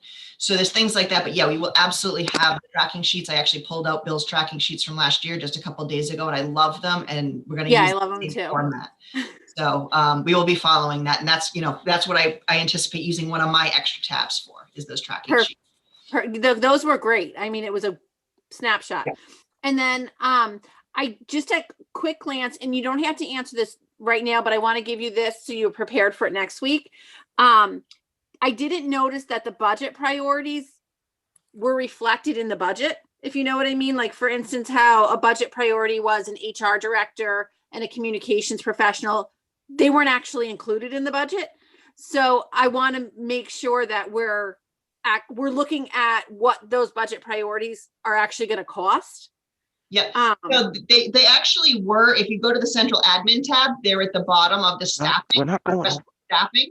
I started there and I didn't see it at all. It should be on the last page before the blue sheet, but the number. Oh, I looked at the blue because it was staff. Oh, okay, the blue sheets are existing staff right now. Okay. Does not have proposed salaries. If you go to the sheet before that, it will have requested, changes. Okay. But I did realize that the number for the HR position got cut off. I realized that about an hour before we started the meeting. So we will make sure we have that number to you for next week. So can I just make a sorry, Sarah, can I just make a suggestion here, just because it's 10 o'clock. We're coming up to 10 o'clock and we still have a lot to get through. So if you have any specific questions for Michelle, can we take those offline, and then we can kind of dig into the details of the budget books next week?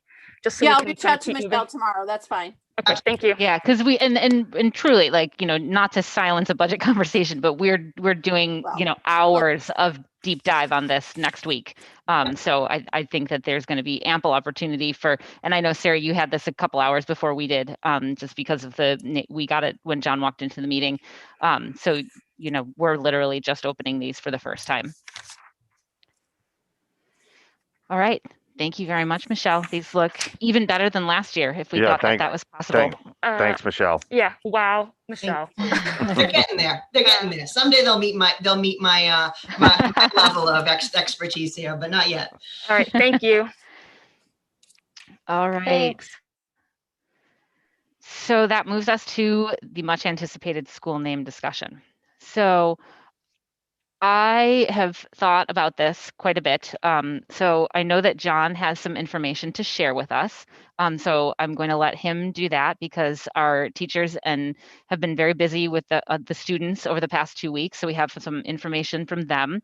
And then we can talk for a short amount of time, but I do think it's important that we kind of narrow the field pretty quickly. So I would like to do that in a, I'm going to blank on what the name of it is, but so a ranked choice voting. Ranked choice voting. Thank you. So we'll number when you number them, and Sarah, I'll probably have you email John, and we'll take a small recess while John tallies these. 5 will be your top choice, 4 next, so on and so forth. 1 is the name that you absolutely do not want as the name of the new school. I'll repeat that, but I just wanted to kind of lay those ground rules as we move into this. So I'm going to turn it over to John to share his screen again with information from our schools. So this is the fun part, because you guys did such an exceptional job of doing like a Marblehead history lesson that I thought it would be a lost teachable moment for students. And so from Evelyn up to the high school, I want to give a shout out to the television production teacher at the high school who took your part of the school committee meeting and made it a section for teachers to show to their students. And so without further ado, I will show you what their results were, or maybe I won't. So as you can see, there's a key at the top, and it goes in alphabetical order. And so So these are the staff votes, school by school. And again, it's not 100% of staff. It's not scientific. It just gives you some insight into what the Coffin teachers were thinking, or Village, or the high school. And as you see, there is, a case to be made for each of the names being put forward. Two of our leaders created that write-in option, which was not allowed. So those results might be a little skewed. And then this for me was wonderful, that the students got to weigh in. And certainly if you're a kindergartner at Evelyn, you're going to go with things that you know. Oh, I know what an anchor is. I like stories. Bell, I know what a bell is. Brown, maybe not their favorite color, so they're thinking, no, not brown. But it's just so nice that they got to have a voice across the district. And again, it's not every student. It's not scientific. Principals put this out to teachers as an optional activity. And so I thought that before you weighed in, you could see some student and staff perspective. I had an opportunity to meet with a Coffin teacher yesterday in her classroom, and she shared with me a student what they felt, and they wrote a little story about it. And again, I'm not promoting any one name. This was the one that came through the nicest in the picture for a slide. Is that a coincidence whose son that is? Whose is it? I didn't even look. Ben Berman's. Oh. Who, by the way, is a very, very sweet boy. Well, it's a sweet story that he wrote. And really, that's another slide that you don't have any interest in seeing for tonight.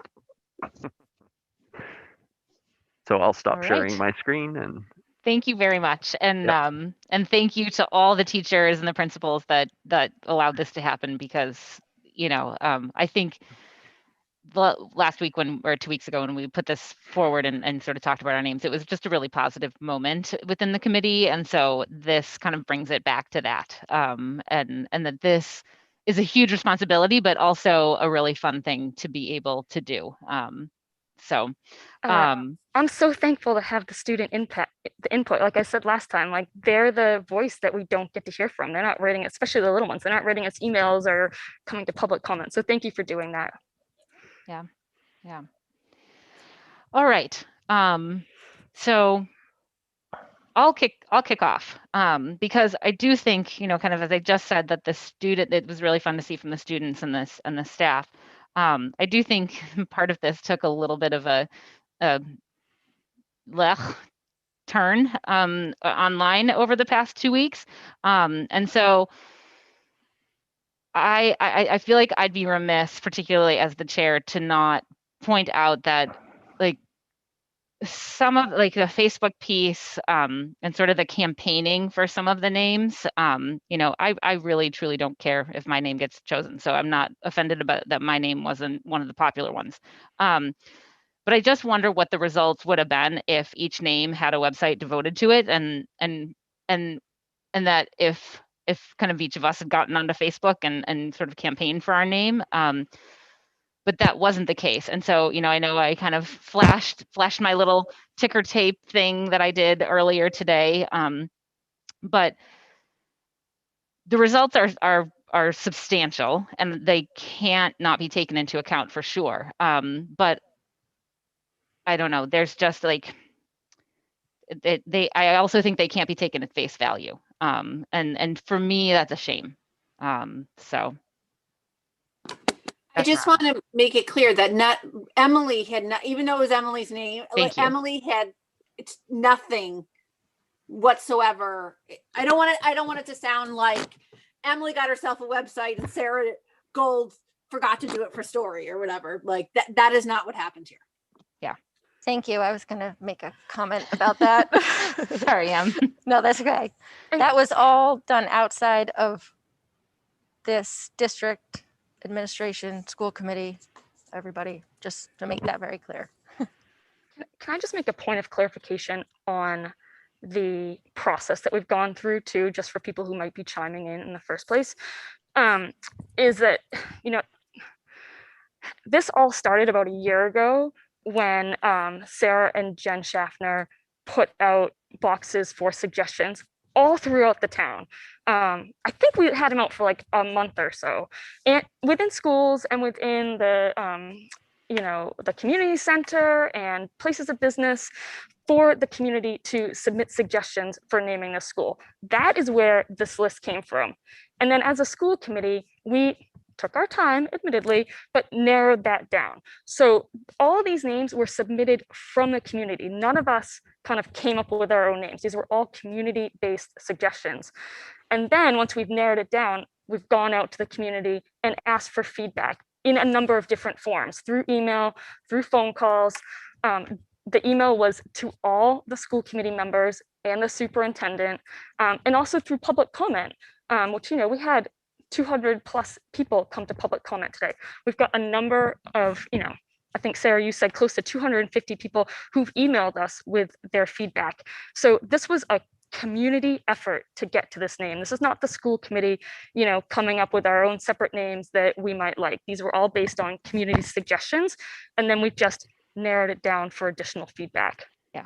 And I thank you, Megan, because I will hop onto that. And because I think that the nonsense that was talked about in public comment regarding this process is 1,000,000% false.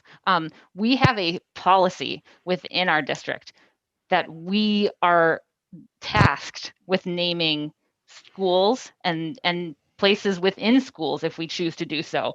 And we don't make up all of our own policies. We rely heavily on the direction of our Massachusetts School Committee Association partners and guidance that they provide. And so if you were to look through, as Emily and I have been doing, and we just recently looked at the school at naming, the naming policy, you can look through district after district after district, and this is a school committee task when it comes to school buildings. So to put anything else out there is absolute absurdity to me, and it's insulting. So we have been elected to do this job, and we are now doing our job. So I will get off my high horse there. And there's past precedent in this town. It's happened before. Well, and I want to point out, this is not a new policy. It's a long-standing policy that has been on our books for many, many years during other people's tenure on school committee as well. There's been multiple chances for other school committees to change this policy, and it was not the will of the committee then or now, quite frankly. Yeah. It has been very important, both in the previous committee as well as this committee, that this was a very community-centered process, as community-centered as we could possibly get it to be. And I, quite frankly, think, particularly in a pandemic, we've done a really good job at that. I do have a question. Is there I know we have our 5 names, but is there no opportunity for discussion of possibly like a compromise or joining of names? I know we don't want to make this go any longer, but I mean, I know ideally we don't ever try to say like A, B, C, or D. Like maybe there's pieces of different things that work. Can I give my 2 cents on that? Mm-hmm. Yes, there could be possibility for that. I think my only concern with it is that we asked for public feedback on the names that we shortlisted. So to then change it, I think, is not really fair to the community, because then they haven't had a chance to weigh in on that option.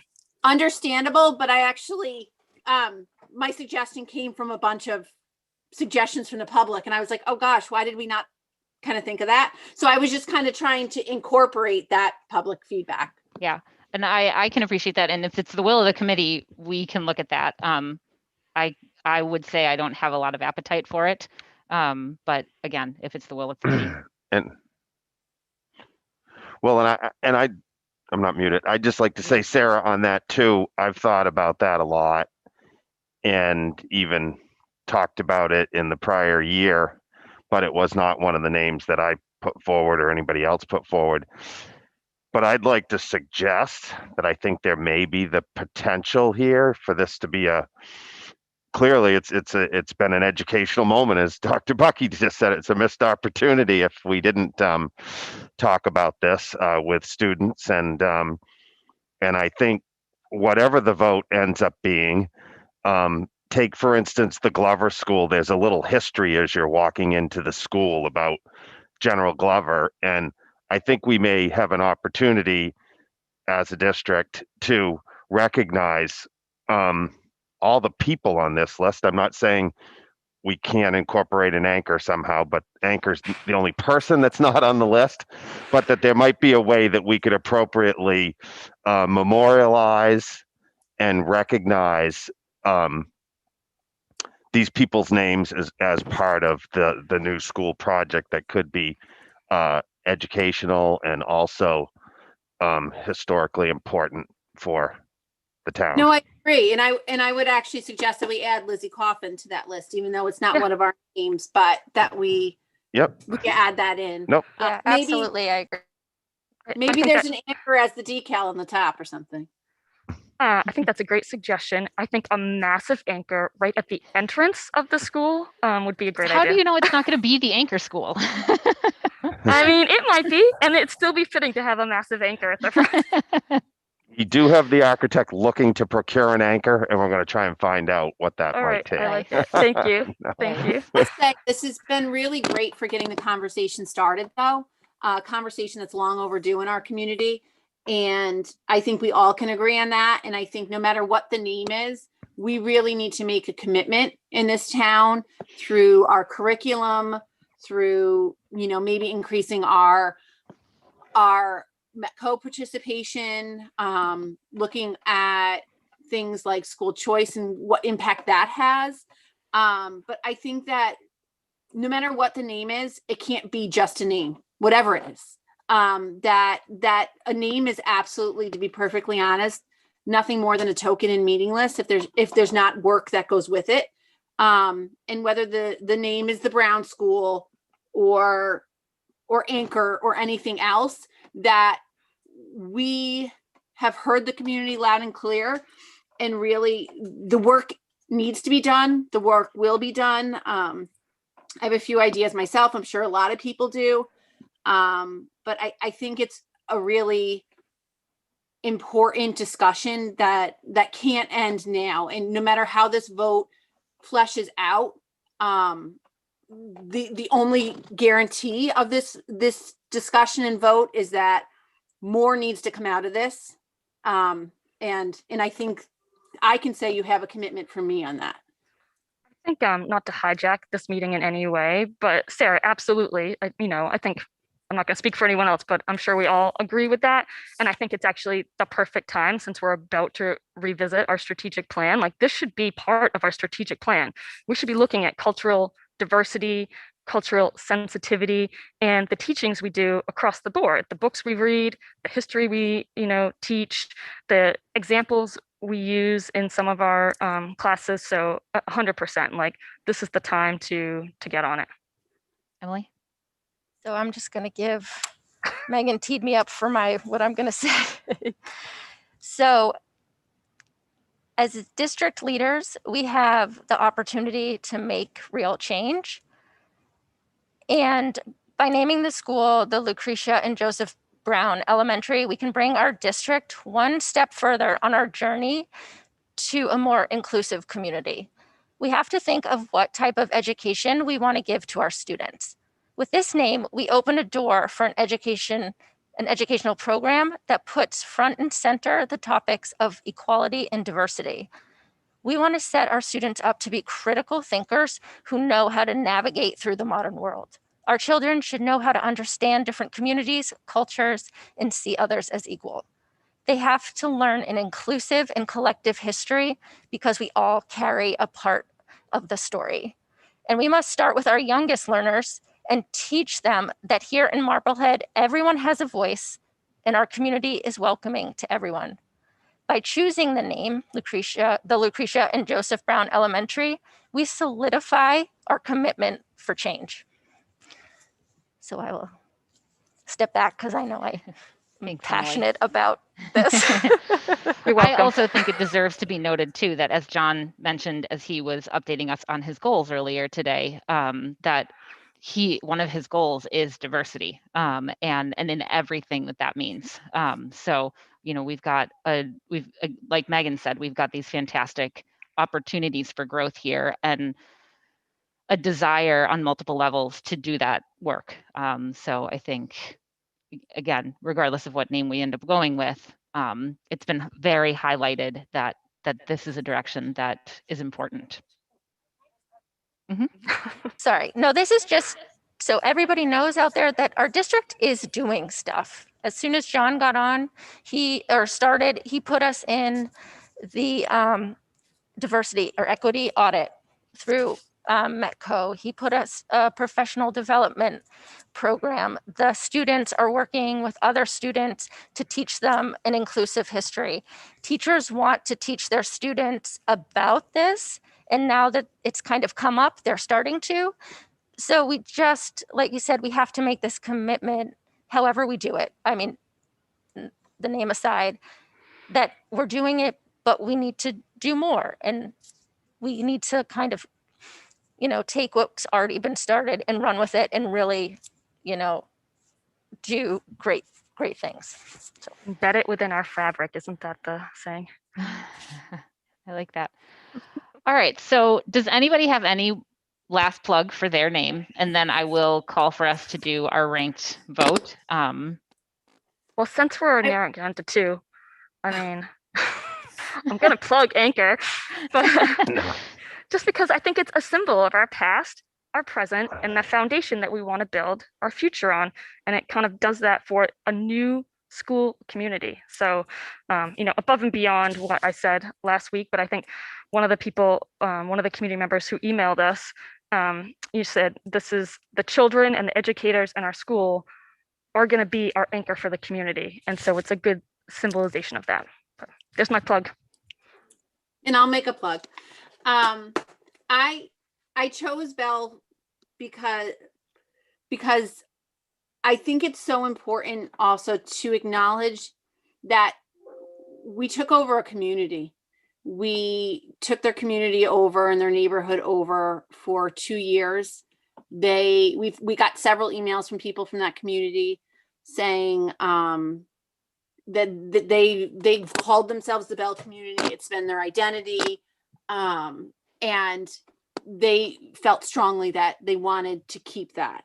Also, mainly because he advocated for funding education. I don't know how many times I can say this, but time and time again, the man spent his entire career through selectmen, he started on school committee at 24, through his time as a state rep, always advocating for funding education. And that's our job. If we don't fund it, it's not going to happen. So that was really important to me. But also, I wanted to suggest, I put a lot of thought into this because I see the importance of the Lucretia and Joseph Brown School. There was a few issues with it that jumped out with me, mainly because, and I'm going to sound like a prude, it was the bar owning thing and these being small children. But the importance goes beyond that. And I started to think about the speech by Amanda Gorman and how that is an amazing young woman that is of the children's generation that these children are, and how important it is for them to see role models in their own generation, showing them how they can stand up and affect change and, do what needs to be done now in their time, if you will. And I would feel strongly that I would like to name, no matter what happens, our media center for her and dedicate it to her, because she's the first ever, is it junior poet laureate or youth, I think. Youth. There you go. And like I said, it's just so important for these kids to have someone in their own generation that that they can look to. And what better role model, I think, than that young woman. Thanks, Sarah. David, any last plug? I'm okay with what I said a couple weeks ago. So I'm good as well. all right. All Been a right. fun So process. it is 10:25. Sarah, are you good with emailing John? It was done 10 minutes ago. All right. Let's take 5. That way, if any of us need to go to the bathroom, we can as well. So we will resume. We don't have to go on official recess, but we're just going to take 5.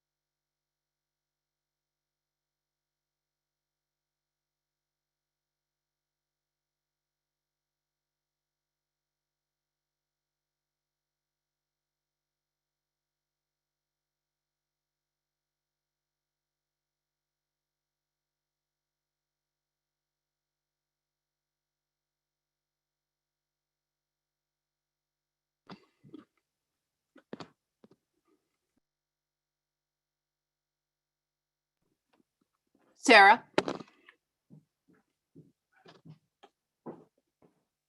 Sarah Gold?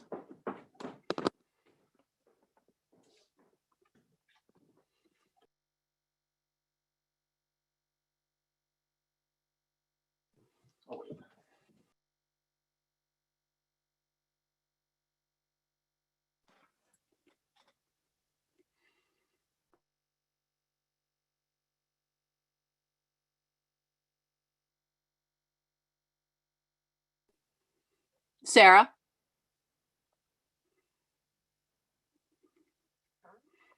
Yes. I just was wondering if after this, if we can consider tabling some of this stuff until the next meeting because it's already 10:30. Yes, we definitely can. I was already going to table the protocols check-in, so we absolutely can. We do need to vote the AC non-discrimination. I'll explain it when we get there. Okay. No, I'm just selfishly thinking I'm No. feeling pretty dead right now. Yeah, Megan, I think, is about to pass out, so. I'm eating M&Ms to help.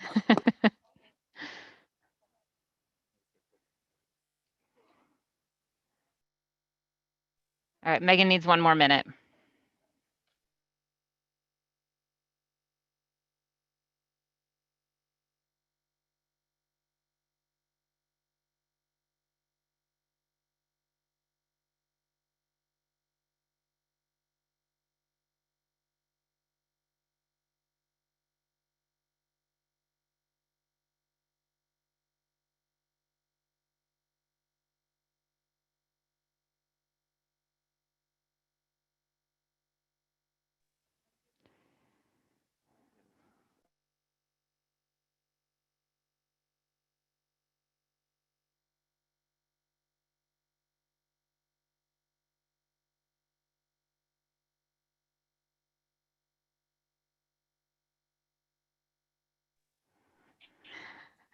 All right, John has deemed it so. We are back.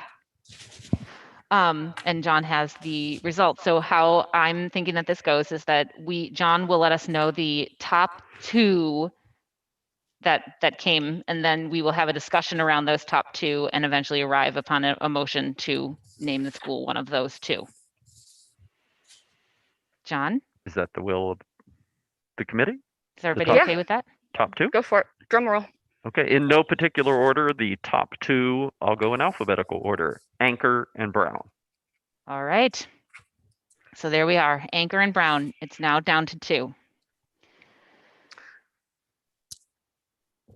Can I say something? Sure. So throughout this whole process, I think I've been saying it's important to me that this is a community. This is a community event, and this building and its name are going to be here far longer than any one of us is going to sit on this committee, which is why the community feedback was so important to all of us, but to me as well.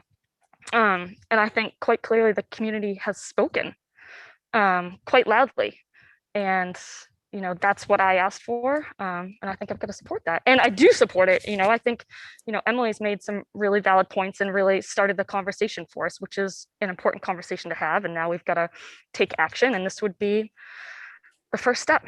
So I'm gonna, I think the Lucretia and Joseph Brown School is what the community is asking for, and we've got to live up to that. Yeah. Emily? I do, but if you want to go first, you can. Just real quick, when we were out, selling this building to the town, the big proponent that we would always say is that this is a community building, and we built it so the community can use it. And so kind of going off what Megan said, the community has really come out and spoken. We've had overwhelming support for this name. So again, I'm going to push the name that we chose, but I think we have to remember that it's, people came to us and yeah. And I think it was important from the beginning that I heard, kind of that original list that was put into the little boxes, that it was not, and I want to be careful here, that it was not another white male of our history, which are, we certainly honor them, and that we look kind of outside of that box, I think, is where we were directed to go. And in spite of putting Joseph Story forward, as the name that I fell in love with, I think last meeting I talked about some of the ways in which I tried to kind of get at other history in Marblehead. And so I think that for me, this name certainly gets at that. I also really appreciate it, and I actually think the woman who spoke at the beginning in public comment mentioned this again. I really liked, someone pulled our attention to the concept of it being a couple that we're naming this building after, and I really liked that idea. I liked the idea that it it's work is better when you've got a team, and when you're working together.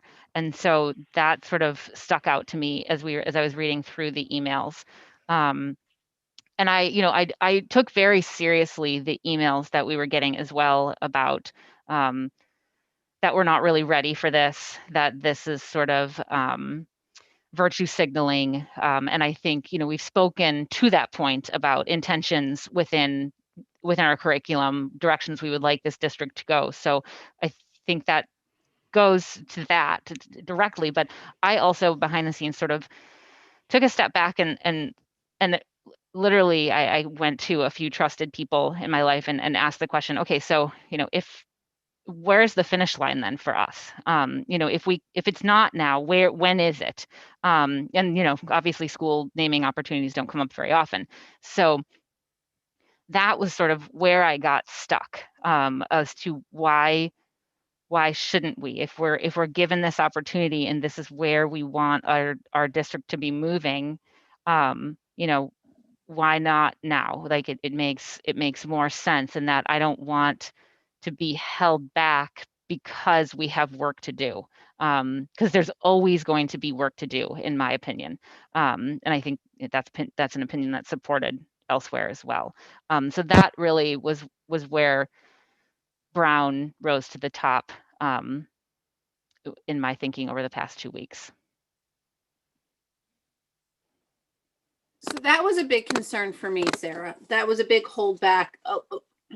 Some people spoke very eloquently about the virtue signaling. We even got some emails from people of color who felt it was extreme virtue signaling.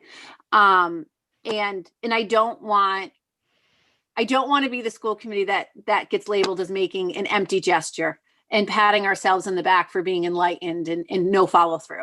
So I think that we really, really have to put our money where our mouth is and see this through as far as we can. Because I don't think when our time here is done, that this is done. So that's why I say as far as we can. I would make a motion, but I really think that Emily has earned that and should make the motion. Oh, I've never done this before. Okay. Woo! Sorry. So I make the motion that the new elementary school be named the Lucretia and Joseph Brown Elementary. Seconded. Elementary school. Elementary school. Sorry. Seconded. Any further comments on that? All right. We will have future naming discussions on the other areas of the school. Thank you, Sarah. I've been waiting to say that, to make sure that this is actually the direction that we were going to be going in, because I do think that that's incredibly important. I think for me, and I actually haven't said this yet, because for me, I really struggled with, and then I ended up lumping Story in with this, struggled with naming the building one of the names. I heard that feedback from a lot of the teachers, particularly the ones who are moving into this building, that it would be really bad for morale to pick one of those names. And I think there's a case to be made for picking any of those names, and then the case to be made for going a different direction. And again, I think I said this, one of the reasons I liked the Story name was because I liked that double entendre piece where you could create a new story with it. So I think that goes a long ways to sort of just creating this culture they can move forward and get and pick a new mascot and really start to have some fun with this. Well, some hard work is done behind the scenes as well, and as it rolls through. So yeah. And I think we've said our piece on it, but let's just reiterate, things kind of went sideways this week, and we hope moving forward that will not happen again. It reflected poorly on us as a committee. It didn't reflect poorly on us. Well, I think to some people, David, they thought we engineered that. I got a lot of negative feedback. Oh, well, sorry. I'm not Yeah. gonna say that it reflected poorly on me. I think the process, we heard from the people, and we heard from people outside of, they were just straight up emails too. I mean, there were Yes. lots of straight up emails. No, that no, were totally unrelated to any other sideways movement. Yeah, that's an Right. important note. yeah. Yeah. No. And that's not the only driving force here. We had a lot of community support in and of itself, but just moving forward. Yep. All right. Sarah Gold, yes. Megan Taylor, Yes. David Harris, Yes. Emily Barron, Yes. and Sarah Fox. Yes. The new school has a name. Well done. Well done, everybody. You know, Yes, the and entire, thank you. everyone who participated in this process. Absolutely. And I did want to say this too. I probably will not be emailing all 200 and some odd people back saying thank you for your thoughts. So I'm saying thank you for your thoughts right now. Yes, from all of us. From all of us, yes. Yes, Thank you we to really- everybody. To see what it gets nicknamed. Every school becomes something else. So it'll be interesting to see what this becomes. Mm-hmm. Very exciting. All right. We did it. We're finally over the hurdle. We did it. Yep. Yay.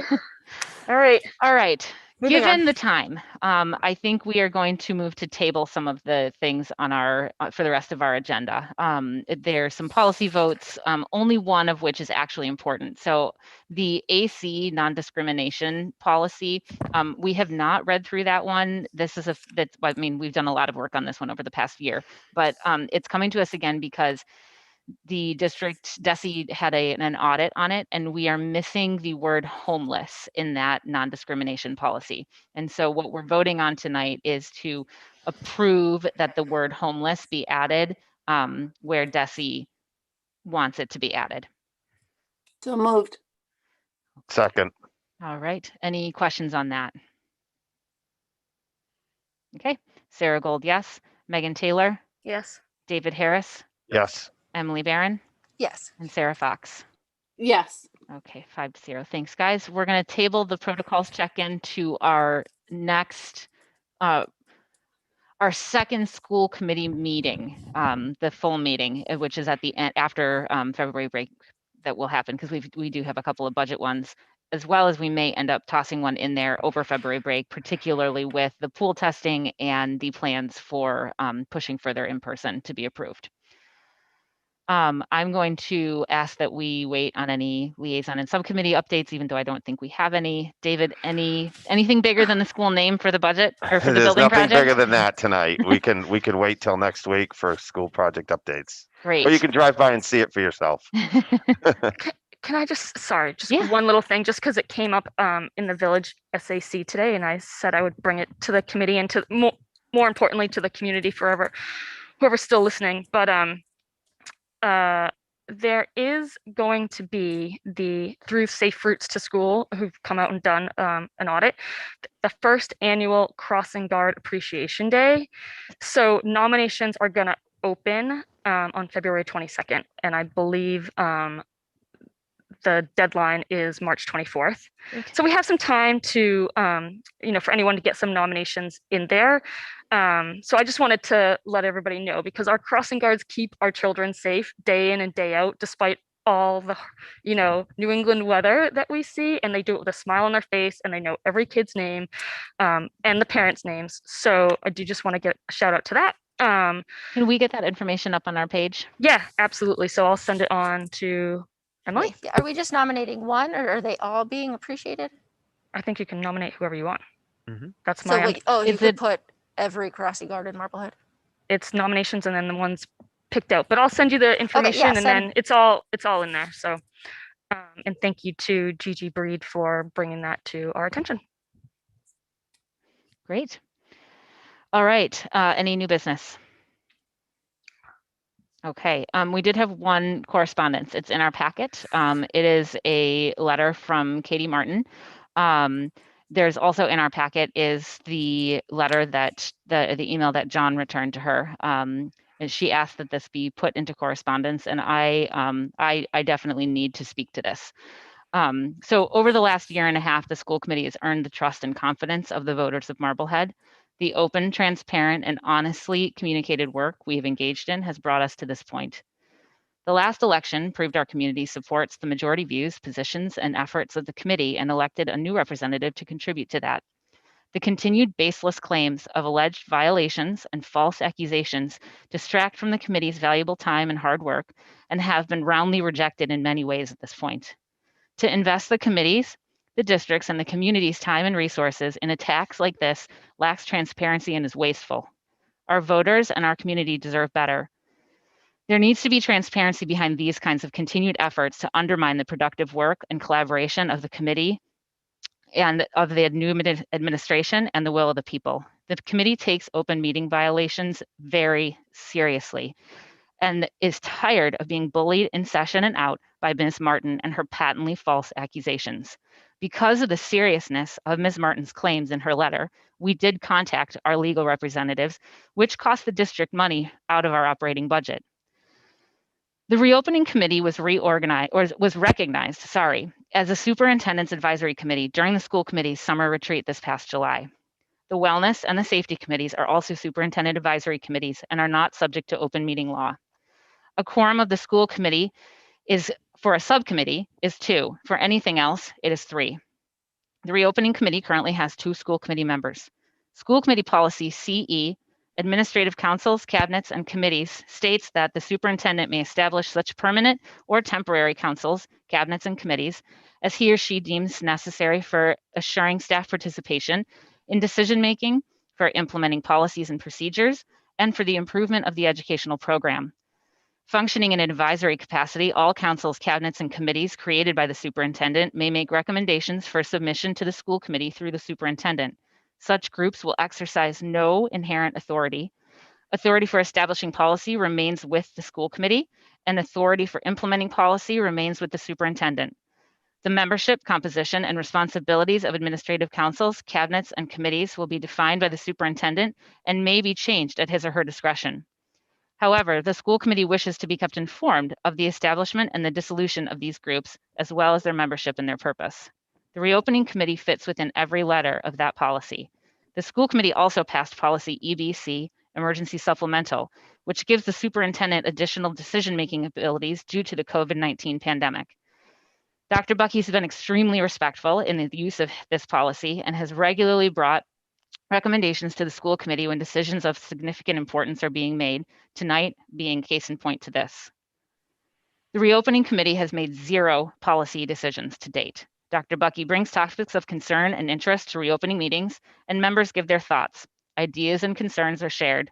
Dr. Bucky uses the conversation to inform his decisions and the recommendation he makes to the school committee when their approval is needed. Dr. Bucky had a conversation about this concern that was raised in Ms. Martin's letter during the reopening committee meeting this past Monday. One participant stated that they sometimes leave these meetings wondering what was accomplished because no decisions are ever made and people simply participate in discussions. This is a very accurate representation of how the reopening committee functions. As this topic was discussed in this week's meeting, it became clear that the true loss in dissolving the reopening committee would be that the parent participation that was found there would be gone. These parents had submitted their letters of interest back in the summer and have been active participants since the first meeting. Dr. Bucky regularly speaks with school committee members, district administrators, and the Board of Health. The parents are the part of this committee that offer invaluable insight, and they have caused the committee to pause and reassess at points. That would be a far less accessible piece without the reopening committee. I'm of the strong opinion that the dissolution of the reopening committee because of the baseless claims of a community member would be a disservice to the district. The reopening committee was also set up as an umbrella committee over all the other advisory committees related to COVID. So if it were to be dissolved, it would seem to necessitate the dissolution of this teaching and learning committee as well, which has added and continues to add invaluable direction to the education of the Marblehead children this year. In the end, this is one more attempt in a string of misrepresented and erroneous attacks about the open meeting violations that simply do not exist. This committee is committed to the work that it is doing and to following the rules that have been established by higher authorities than us. Sarah, I have to say, I think it's inappropriate that we're using our school committee time to to continue what seems like a personal, that you're using your time as chairman to Sarah, I fully disagree. This letter. You have a right to disagree. That letter I read to, it was not directed at you. I think this is inappropriate. I think it was grossly inappropriate. I think that the letter was grossly inappropriate, and I'm tired of it. I'm tired of the outbursts in meetings, and I'm tired of the baseless and completely false accusations.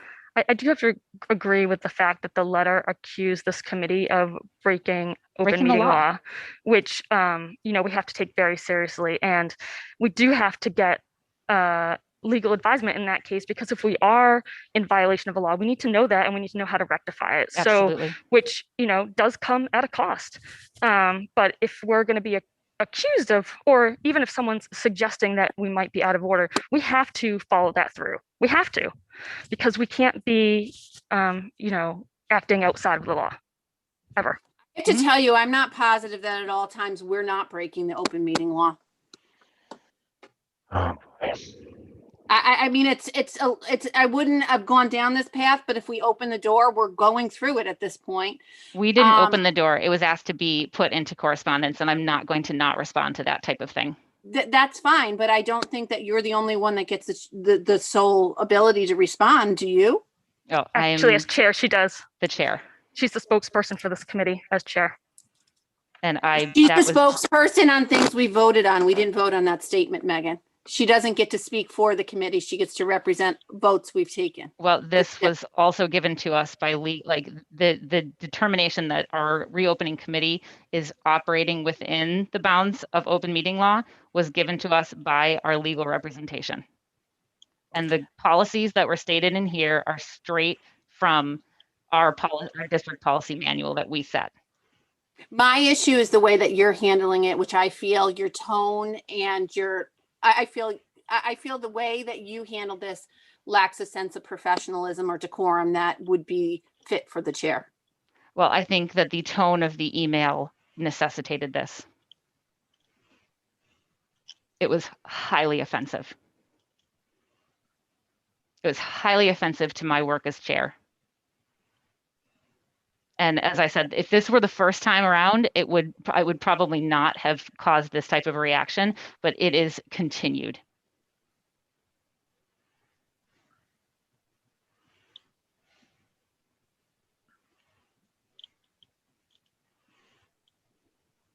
Anything else? I make the motion for adjournment. Sure. Yep. We will adjourn at 10:52. Thank you.